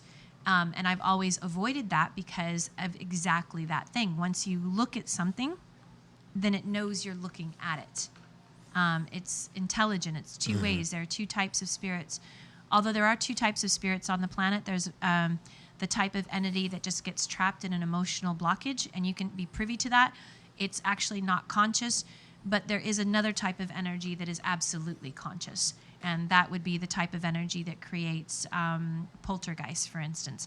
And I do have that a little bit of a wall up. Like I said, this whole thing earlier in the story about the alien stuff, I'm like, that's great for other people. I have enough on my plate with Sasquatch. I have enough on my plate being an empath, because you are necessarily, when you engage in this phenomena, you're inviting it. You are inviting it to your sphere, to your home, to your consciousness. If I were to stay, let's say, here, I'm sure this place, just given by the looks of it, I haven't felt anything, but I'm sure this place probably has some haunting in it. Yeah. A lot. Yeah, a lot. And you can tell when you drive up that it does. And if I were to stay here for a while, that energy would make itself known to me. So even with the Sasquatch, I think that actually benefits me being an empath, but it took me a long time to even acknowledge or even admit that that was my experience in life. Right. And for those reasons. So going back to the Gorman Ranch, one of the things that the humans, which is so funny about this, right, so ironic, is that all the people that have been there have been fearful of those experiences, right? Like, there's one story that that George Knapp relays at the very end where the couple of the Gormans were out and they were tagging their new calves. Yeah. And they had walked to one end of the pasture. They had just tagged a calf, and they walked to one end of the pasture with their dog to tag a second. And when the dog made a large bark and they looked back, and then their dog supposedly took off, and they never saw the dog again. And they walked back, and that calf had been entirely mutilated when they were there. But the natural response is to be freaked out about that, right? Wouldn't you just be a human, be, oh my God, oh my God, oh my God? Well, yeah, because what would do that you want to be friends with? But here's the thing. If that thing would ever happen, did that to that calf, could it not have easily done it to the humans and the dog? Well, Rich's point that it has. I mean, if we're looking at what's going on with David Paulides, I mean... No, they're abducted. I'm talking like mutilated. Right. And filleted right there, right? So I'm actually not so afraid of that. Like, I want to know what that is, because the potential to harm me is there, correct? But right. the physical result is actually it didn't harm those humans. Well, the people that are taken, and you brought this up too, I mean, what's worse, to be taken and be disposed of and God knows which way, or to be splayed out on the farm? I mean... But we could be talking about different entities, like I said. A lot of different beings, right? I don't know who did that mutilation. But it's the type of omniscience that serves something other than good. Well, I would definitely say that about the walkers, because the Native Americans have said that, right? And they talked about the Dark Valley in that. Okay. Yeah. There's some darkness going on there. There's some darkness, for sure. And this is in the Four Corners area between Utah, Arizona, New Mexico, right? Yeah. And that's where J.C. Johnson is doing a lot of... Oh, J.C. Johnson, right. He passed too. Yeah. So there's independent researchers in these areas here. I don't know if... Yeah, I mean, traditionally these areas are called like spots of the fawn. They're all over. Right. And there is actually, it's almost like a kind of a Bermuda Triangle-ish area where all this happens. But again, happening like that, like I'm just standing here and now that thing is gone. I know I would be really freaked out. I was freaked out with a deer in my yard. But the truth is it didn't. I don't know why. That was a communication, like I'm right here. And I'm intelligent, and I can do things that you can't even do. You can talk. What's that, Rich? Okay. Why don't we take a 5 or 10 minute break, and then we'll come back, everyone? Okay, let's take a break. This year, make it a Feral by Aaron Christmas or Yule. Imagine above the hearth an empty sock, Stick a Feral by Aaron rattle inside that baby. Underneath the tree, what do? I don't know. He or she loves interesting alchemy sound tools. Oh my gosh. Get an elk hide drum, or a bearskin drum, or deerskin drum. Or, if you have a Christmas spirit that lingers, and it's this time to shuffle off to Buffalo, you may want to look at Smudge Fans. Feral by Aaron has beautiful, crafted museum quality, and I mean that, alchemy sound tools. That's at feralbyaaron at etsy.com. So hang up a piece of mistletoe, get online, and make Feral by Aaron your one-stop shop. Strange Bow Radio wishes you and all your family a happy holiday, a beautiful Yule, and a Merry Christmas. We were talking about the Skinwalker Ranch. Okay, yeah. And you privately are seeking an invitation. Was that met with laughter? Because I would imagine there'd be a lot of people trying to get in to Skinwalker Ranch. I don't know that a lot of people would want to go there, but I have interest. Yeah. I would want to go there. Do you think that holds some answers for you as regard to the phenomenon itself? What's the interest? What if it follows you home? Well, Sasquatch already followed you home. Plus, my whole life, like I said, I haven't been so forthcoming about being an empath for the same reasons. I've always had kind of a scientific and logical mind, and so that's kind of the part of the evidence of life that you're like, oh yeah, that just happened, but whatever. I just feel like I could be a service there. I would understand what was going on. That's why I want to go. Okay, a lot of people say they're an empath. Mm-hmm. More so, I think women say they're empath more so than men. Would you agree with that? Is that women's intuition that we're talking about? What separates women's intuition from what you're empath, talking? Right. Yeah. Okay, so I cannot speak to, because there are a lot of people who say they're empaths, and there are a lot of people who say they're psychic. Mm-hmm. I cannot speak to their abilities. I can only speak to what I experience. So I call it an empath, but the way it shows up for me, if that, like, even here, if there is a spirit that needs to speak or wants to communicate, it will log on to me and I will get a communication. Either via dream or something will happen that I will know something. And what I call it for me is feel know, right? So I can walk into a room and feel know that something bad or a ghost may be there.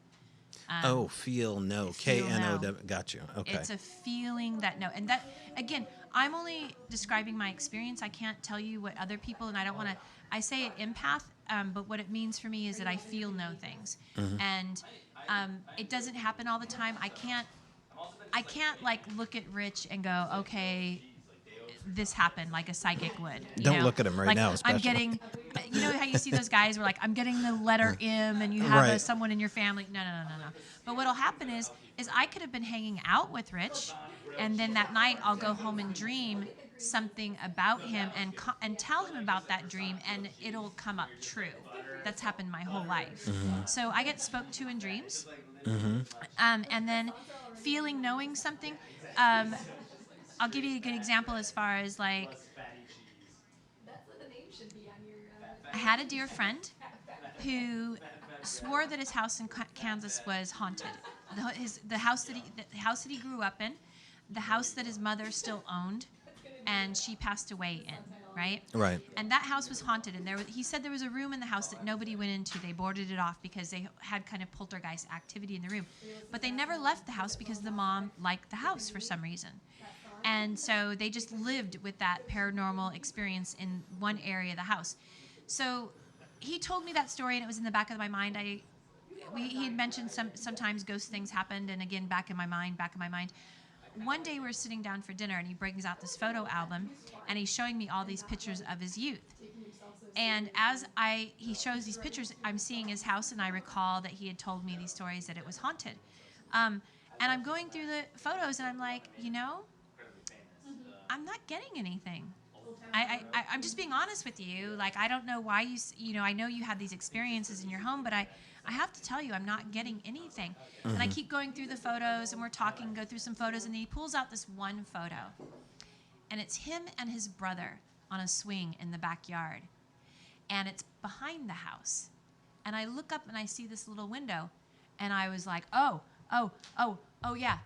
Yeah, haunted, definitely haunted. Like, oh my God, so haunted. Yeah, right there.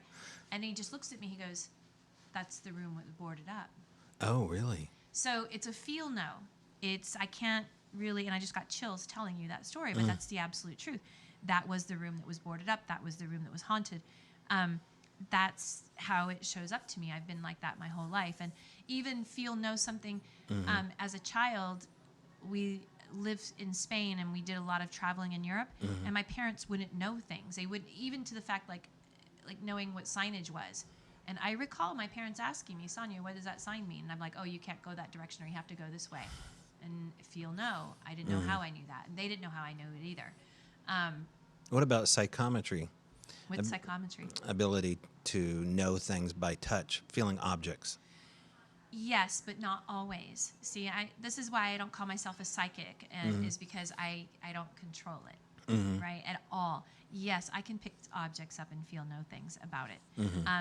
Matter of fact, one of how I even know that I really have this ability is because, when we go get a massage, lots of times I can tell things to my massage therapist about them. Not every time, but the one that stands out was one time I was getting a massage and I just kept having this vision of these horses running through like forest. Okay. And there was a big white fence. And there was this big white fence and these horses running through the forest. And I go, wow. It was a great massage. And I just kept seeing all these horses in this white fence. And the woman just looked at me like, what? And in her childhood, her parents had horses and they had this property. And one of her favorite things was to go past the white fence and take her horse through the forest and ride. So it's not something that I have any control over. It's not something that I work or try to exercise. I don't go to classes to figure it out. It's just something that's been with me my whole life, and it's called feel no. That's the only thing I can say about it. And it happens. It doesn't happen all the time, but it does happen, absolutely. So. Wow. What about you, Rich? Do you feel no anything? I don't know. All right, next. It just is a matter of. Well, both of you are. I trust my gut, my intuition. Right, which makes you probably good in the service, the military, and working for law enforcement.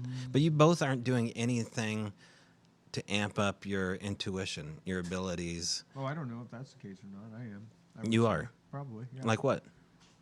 I take cannabis oil. Does that help? I think so. A little closer with the mic. Yeah. Yeah, why not? I mean, it's a cannabis oil. Psychoactive. Okay. So, I mean, it would have some assistance in that. And if you're regularly taking it, you're kind of... What about psychedelics? Are you taking those? No, but cannabis oil would have, it could have maybe a similar effect, but maybe slightly different. Just because it kind of opens up different things, and going on, and you maybe look at things from a different point of view. I mean, I'm not like, I just take it occasionally, and I mean, I probably have it in my system pretty regularly just because it stays in so long. Right. But do you take it to deal with something? No, I took it initially I took it as a medicinally. I guess I still do, but I took I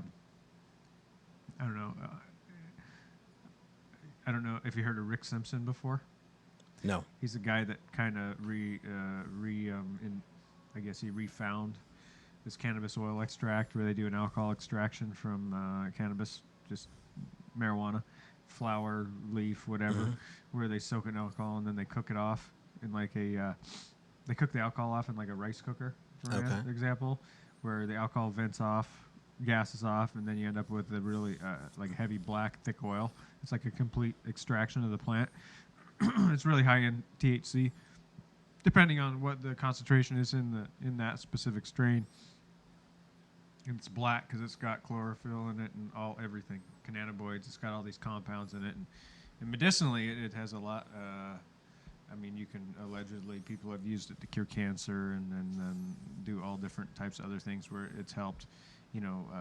helped your cannabinoid system reestablish itself. So it repairs a lot of broken and damaged processes in your body and tries Well, to realign. has it repaired things? Do you think it's opening up a pineal gland? What do you think it's doing? I think it does all that. I think it kind of what it does. I took it for a couple of years. So I took what they call a cancer cure doses, where you take like a gram a day. Right. So I took it for like 2 years straight.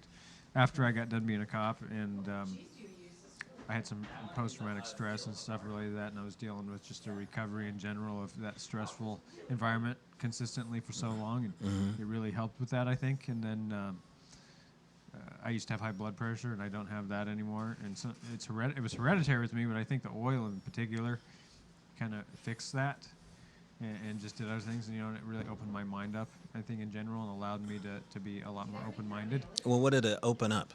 As far as, like, if you're talking, like, in the terms of what Sonya's talking about, do you find that you have I think now... it kind of allowed you to expand, more because you're kind of regular.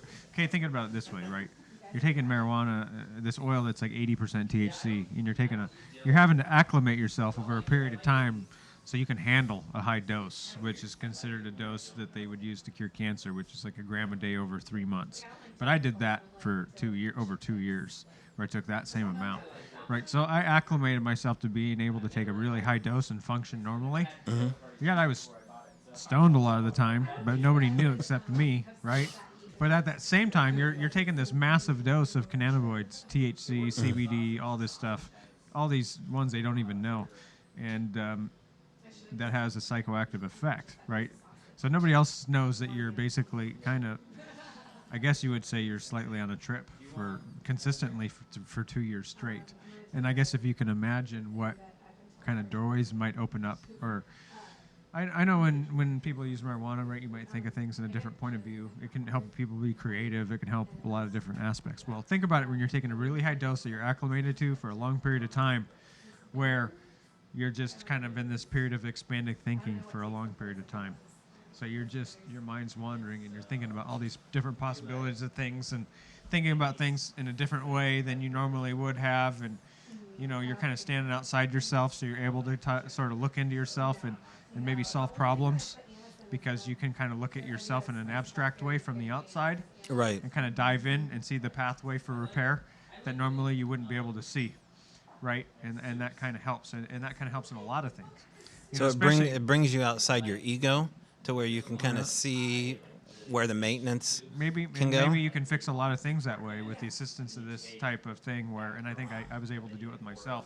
And then I think what it really did is it gave me comfort in who I was, and let me completely divert, from everybody else. Because I kind of feel like that's where I'm at, is where I'm on my own program. I don't care what anybody else thinks. I look at the world and my role in it and everything maybe in a different way than most people do. And I'm comfortable in the way that I view things. I don't really care. Did it help you expand your consciousness to the point where you saw entities? No, I wouldn't say that. And this was going on where I was taking this oil too, which was through the tail end of the whole Sasquatch thing. So maybe these things had an enhanced doorway where they were able, or other things were able to communicate with me, and maybe give me some information related to things. Right. Keep going. You're fine. Because I took the stuff. Unless, Sonya, you want to touch on something. I still take a maintenance dose of it, right, where, maybe a couple times a week I might take a small amount. Right. And it's always in my system. I mean, it did so much for me. I mean, health-wise, I think. Like, I'm telling you, I had high blood pressure since I was like 21, off and on, elevated level. And it got to the point finally in my mid-30s where I got medicated. And it's always something that was hereditary in my family. And after I took this oil, I don't have high blood pressure anymore. I don't need anything for it. It's always normal. And I had it before. And it wasn't like, it was partially caused by stress, probably. But mostly it was a hereditary. I was going to be on medication at some point anyways, because everybody else had been. And I was already dealing with it. And then I took this oil, and it fixed it. It repaired that problem. It didn't treat a symptom. It fixed the problem. Somehow it helped fix it. Maybe I fixed it through the aid of this. It opened doorways up to help me to do it, or maybe it did it. I don't know. But I think that I did also notice, too, with taking the cannabis oil, that I healed way faster. like from trauma, physical trauma, like lacerations, anything, bruising, and I get hurt quite a bit because I am pretty physical. And What just about my with your daily life. with your experiences, Rich? Your Sasquatch experiences. Did you experience anything that would have caused PTSD from having those Oh, experiences? sure. I think that my Harstein experience, specifically post-traumatic stress related to that, I think my first experience, just the fact that I saw this thing that wasn't supposed to exist, and that's what really started to destroy my belief system, I think, the first encounter. Right. And the fact that I saw this thing that was real as day. I mean, sure as shit, I saw this thing, and I had not been told about this, but it was there. It was real. And how come I have to see this thing and go through this experience and have no answers? Right. When obviously I wasn't the first person. I was upset. You know, I felt like I said in the I felt that one of the first things I felt after the fear went away or the excitement was the betrayal. I felt betrayed. By who? Well, you know, I was serving my country, you know, in my community as a cop, and I'd been in the military, and I had gone through the system of indoctrination through the educational system, and I was told everything that allegedly I was supposed to be told and everything I needed to know to be successful. Yet this thing shows up and it's here and it's real, and I wasn't told about this. And how come? And I wasn't obviously the first person. So I have to deal with this psychological trauma related to this incident because I have no knowledge related to this, which I should have been told. I think it's irresponsible that I went through life up to that point and I wasn't informed that I may encounter this thing because it's there, right? I wasn't told anything about it through our, I guess you would say, our established system of humanity that we're in right now. They decided that it wasn't important for me to know about. For whoever sets the rules decided it wasn't important for me to know. Because I know that I wasn't the only one that had seen it, and I know that people know, obviously, about this. But how come it's a surprise? How come I have to deal with all the psychological aspects of this, how it changes everything from that point forward? You know, and then there's no answers. You can't go see a clinical psychologist or anybody or a therapist and say, hey, you know, I had this encounter with this huge hairy humanoid, and I didn't know anything about it. And what is this all about? Do you have any answers for me? Is there anything you can tell me that can comfort me related to this or make me more comfortable? Or who should I go to and talk to about this? Or who can I confide in? Or who can inform me or let me know what's safe and not safe? And what behavior pattern should I have after I have this knowledge, right? I felt betrayed because all those questions went through my mind in a short period of time, and I was like, how come this wasn't part of my educational indoctrination or you know, whatever system I went through, you know, that we all go through in the public school system. Okay. You understand what I'm saying? I mean, the simple question would be, and I've asked other people this question. I'm not going to ask you guys this question here because I think it's a boring question. I think the deeper question, and you guys will run away with this one, I'm sure, is, and I'll ask Sonya here. Sonya, why won't they tell us what it is? What is so shrouded in mystery that they can't just say, okay, you may encounter this, and here's these attributes of these beings here. Why won't they say? Because they certainly know. There's a part of it. It's okay. So you know, we have this new term, I would say, in this last 10 years, cognitive dissonance. Right? Cognitive dissonance is where something rubs up against your belief system in such a way. Like, see, Rich was open to having that experience at some level, right? Some part of his consciousness was open, and so he's not denying himself the experience or the aftermath or the research or the conversation, right? There are hunters, and I've met them actually, who said, okay, Sonya, I'm going to tell you. Right? I'm going to tell you. I'm not talking to anybody. I don't tell my parents about this experience. So there's that. So there's cognitive dissonance we're dealing with. And we have certain societal structures in place right now that want the control of what humanity does. Right. And those structures are huge, and they're big, and they're ginormous. And for some reason, they actually, the benefit for them is power, money, and control. And anything outside of that framework is a threat to them because it takes away from their power and control. So that's one reason why that wouldn't be in the rhetoric that we get to grow up with and the awarenesses that we get to have. But if we really think about it, humanity is actually a lost species. We don't know who we are. We don't know where we come from. We have lots of different ideas. And I believe that there are a few tribes out there that actually have what I would consider knowledge. But I do want to go back to like real knowledge of who we are and where we came from. I think we've been told stories for a lot of time that are just flat out bogus and stupid. And they're in those places to keep a certain group of people in power and control on this planet. But I want to go back to the psychotropic experience that he was talking about too. So consciousness, human consciousness, without a sober human consciousness is biologically dialed to experience a certain amount of phenomena to merit survival, period. Right. Like human consciousness doesn't need necessarily for survival on this time-space continuum called Earth to know about ghosts or Sasquatch. It's not necessary information. This is why, and the spiritual side of things, this is why indigenous cultures have used psychotropics to elicit a broader picture for humans of what is going on. So what happens, either if it's marijuana, if it's psilocybin, if it's ayahuasca, if it's peyote, these sorts of psychotropics are here. And medicine people, women, shamans, have always used these things to expand consciousness, but it doesn't really necessarily expand consciousness. It expands consciousness when you're in the experiences. Right.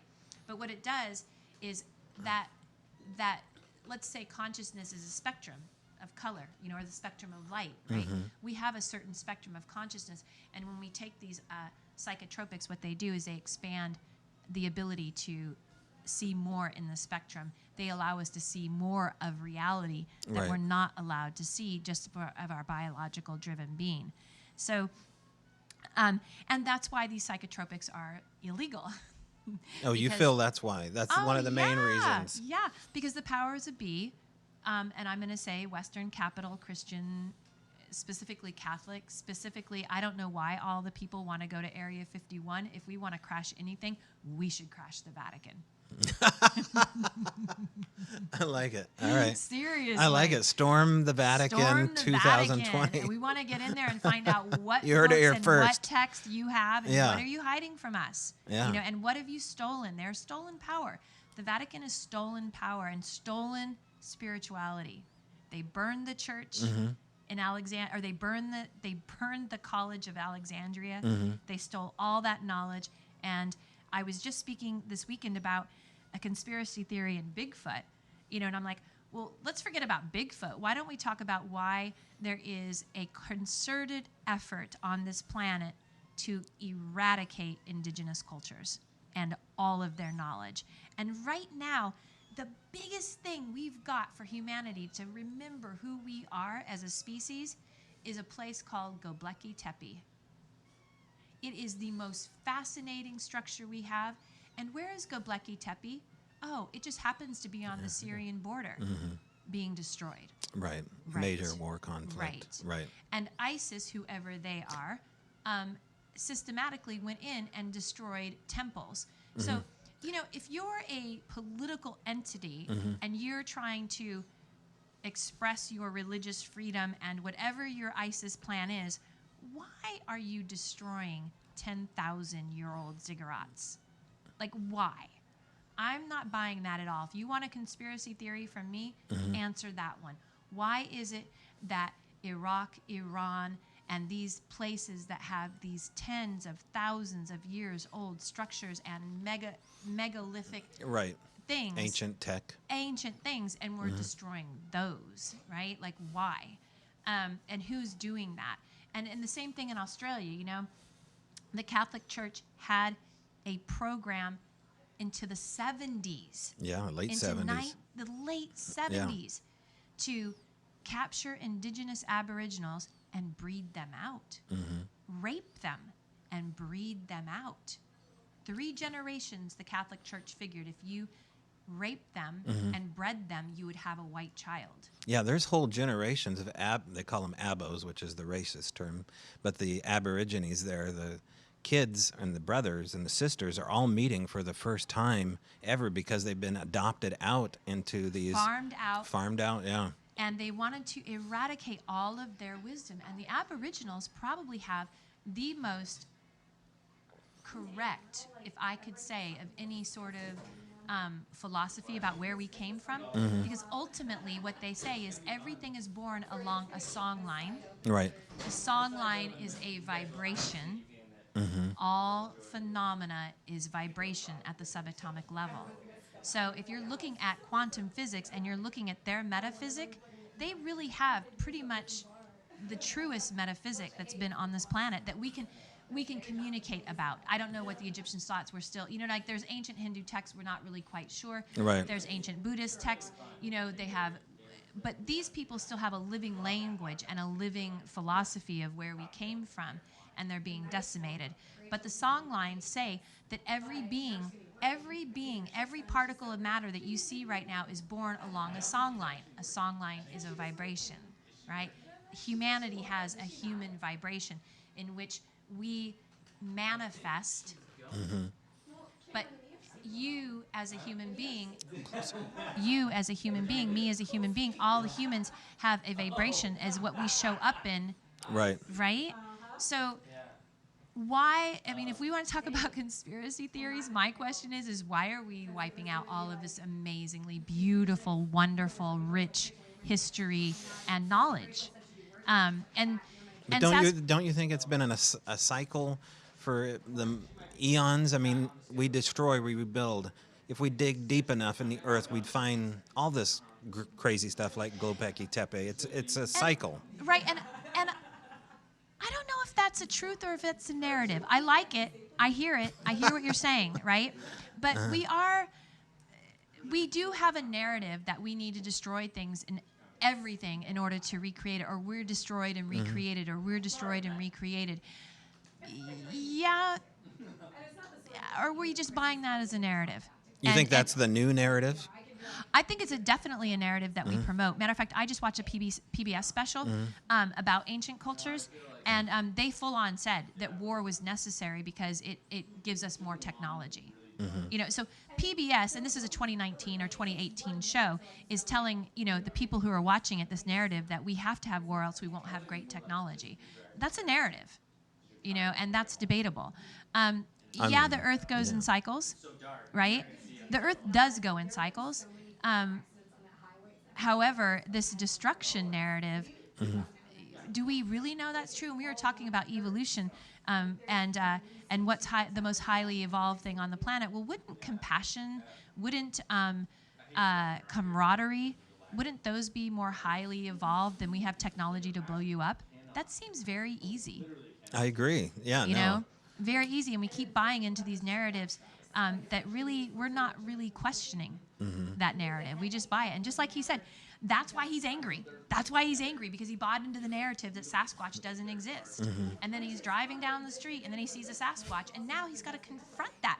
He's got to confront his belief system. Right. He's got to confront his family and friends, because he's not going to be not true to himself and his experience, just like me. I had to make that choice, too. I'm like, oh, my God, Bigfoot, are you kidding me? So you guys never flirted with bearing that truth just so you could live in the world of lies? Never.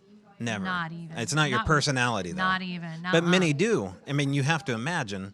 You run into them all the time. They've had incredible experiences, and there's no way that they're going to ruin their worldview.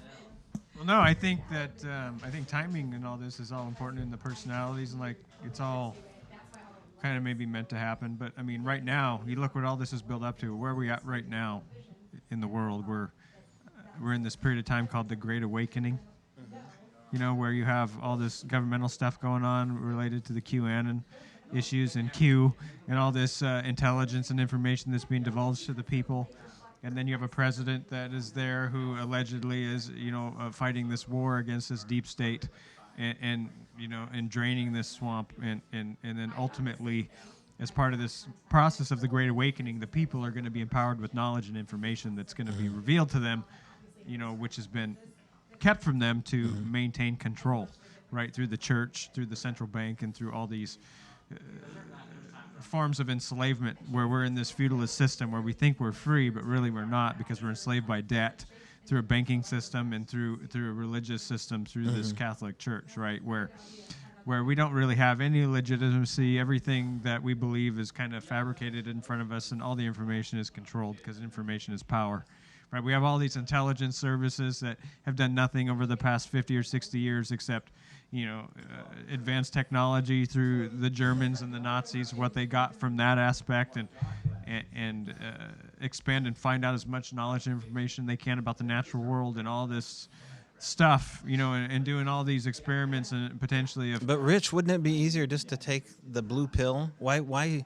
I mean, you're just slamming red pill after red pill, and that's your personality. But it's so much easier. Well, maybe because maybe you're picked for it because you're part of a bigger picture and a process to where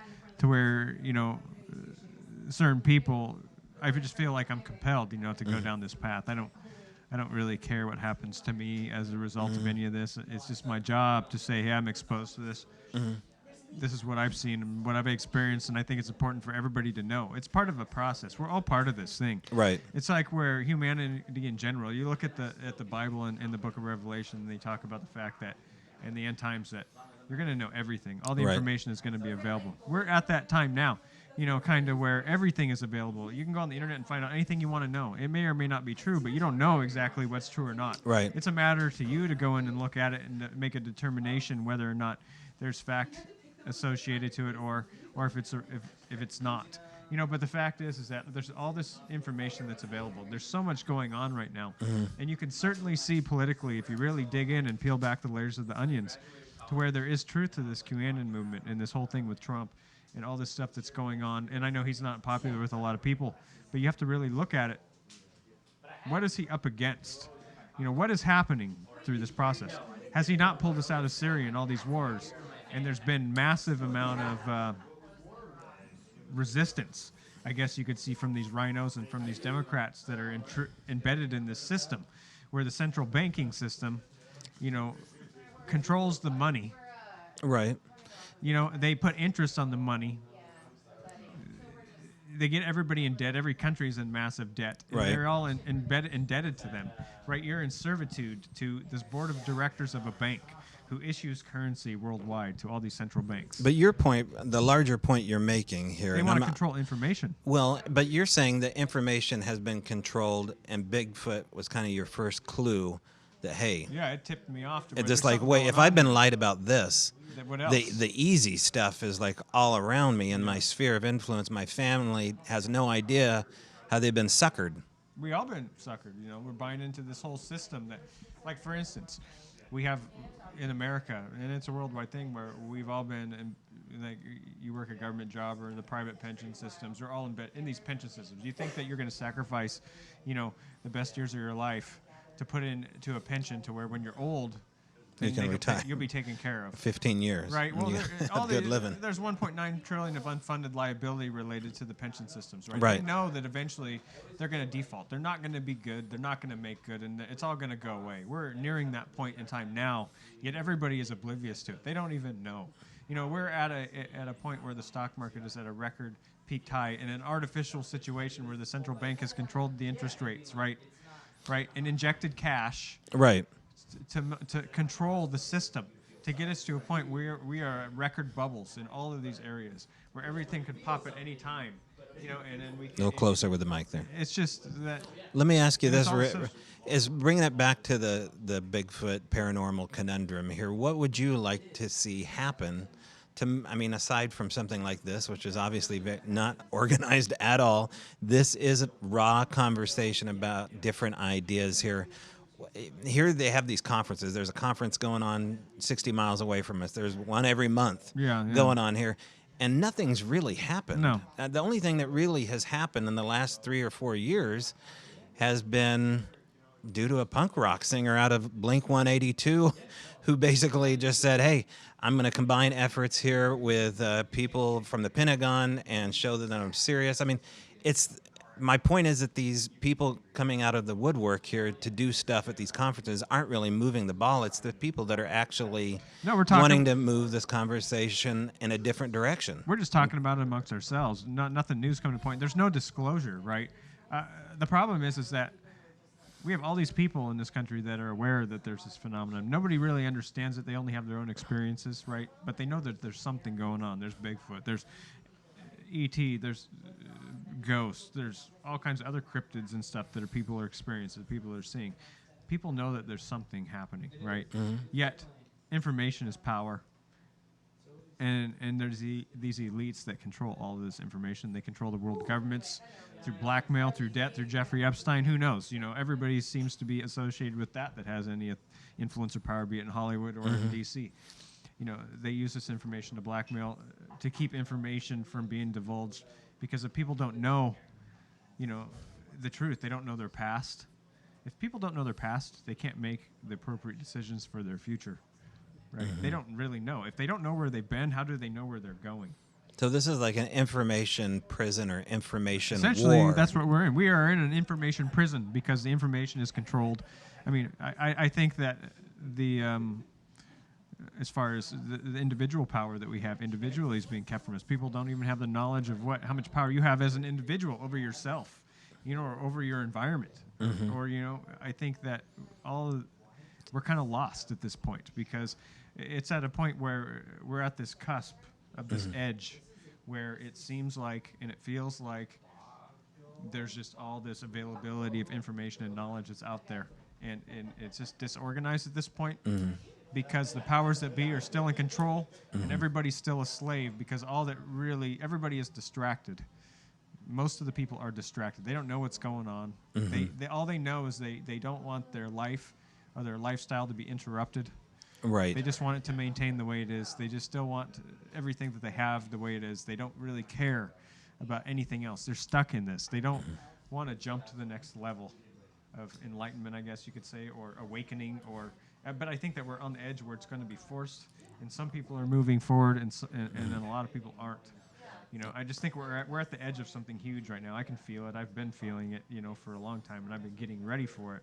I've been compelled to get ready for it. In our closing here, in the final moments that we have here, is that the final word you want to say? Is that you feel like we're kind of at Art Bell's term, the quickening? Yeah, I do feel. I felt like that's where, and I think that my whole path in life that's happened since especially Hartstein Island, has really pushed me to make dramatic changes. I gave up my job and my career and my retirement, everything, to get ready for something, you know. And I picked up my family and moved them, and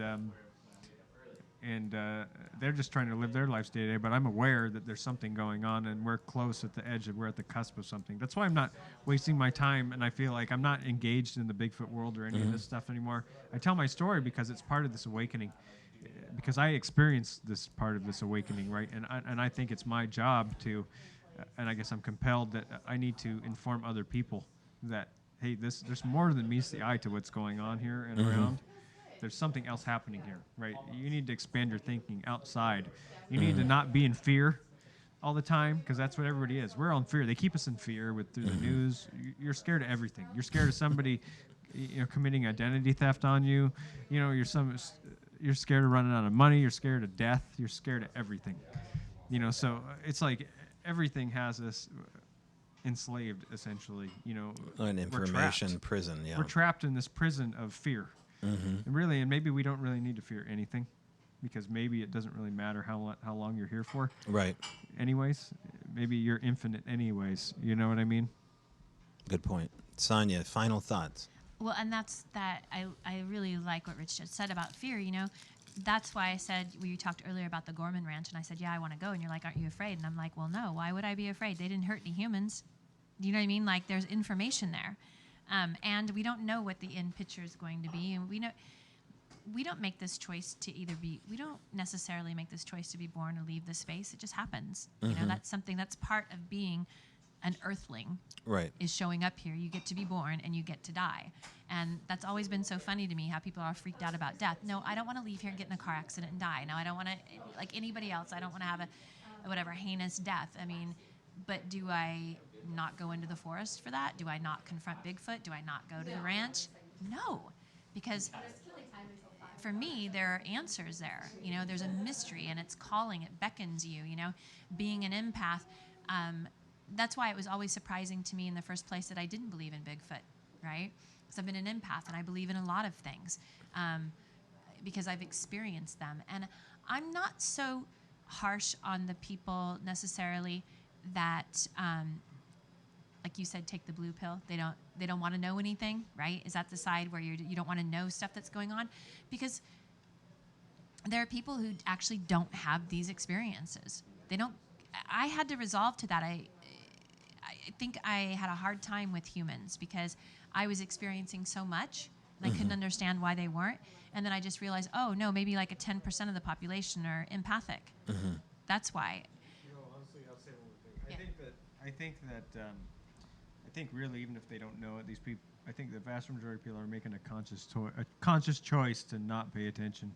Well, there's that. Because it's something that I think that most people, and I'll have to say it's truthfully, I don't think everybody's made up to pay attention. I don't think everybody else to be in tune. I think that people are not that complicated in general. I think some people are unlucky enough or lucky enough to kind of be pushed into that to where they have a life experience, a path that takes them to there, to where they're compelled to inform. It's their job to educate people of that experience, keep them aware. But the vast majority of people, to keep humanity going in the direction it needs to go, they can't trouble themselves. They just have to organically exist. Right. They go through a process, of life and death and fear and all of it, and create a family and everything else. And then there's some people that are there that have a connection to this vast, universal knowledge or whatever it is. Right. And it's like compelling you to, you need to inform, you need to keep this alive, you need to tell them. But I really think in particular... Sonya, go ahead and give him the mic back. There you go. In particular, this time in general, where we're at right now, we really are at the cusp of something huge. And my whole life has been changed to prepare for this. And I think that moment that happened in 2000 where that Bigfoot walked in front of me really jolted me and like pushed me in the direction to prepare myself for something, a next phase, something. Because I really just feel like we're wasting our time right now. Every day we're just wasting our time. We're at the end of a system and a system that is meaningless. It doesn't mean anything. So wait, you think we're at the end of a project?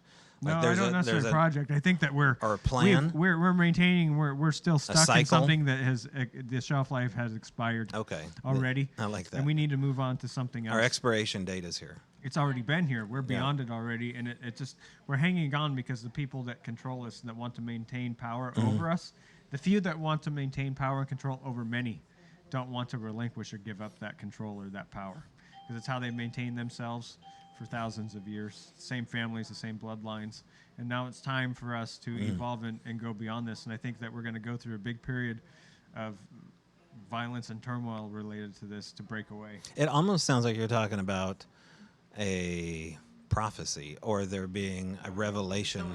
Yeah, like a end time scenario. Like Armageddon. An Armageddon.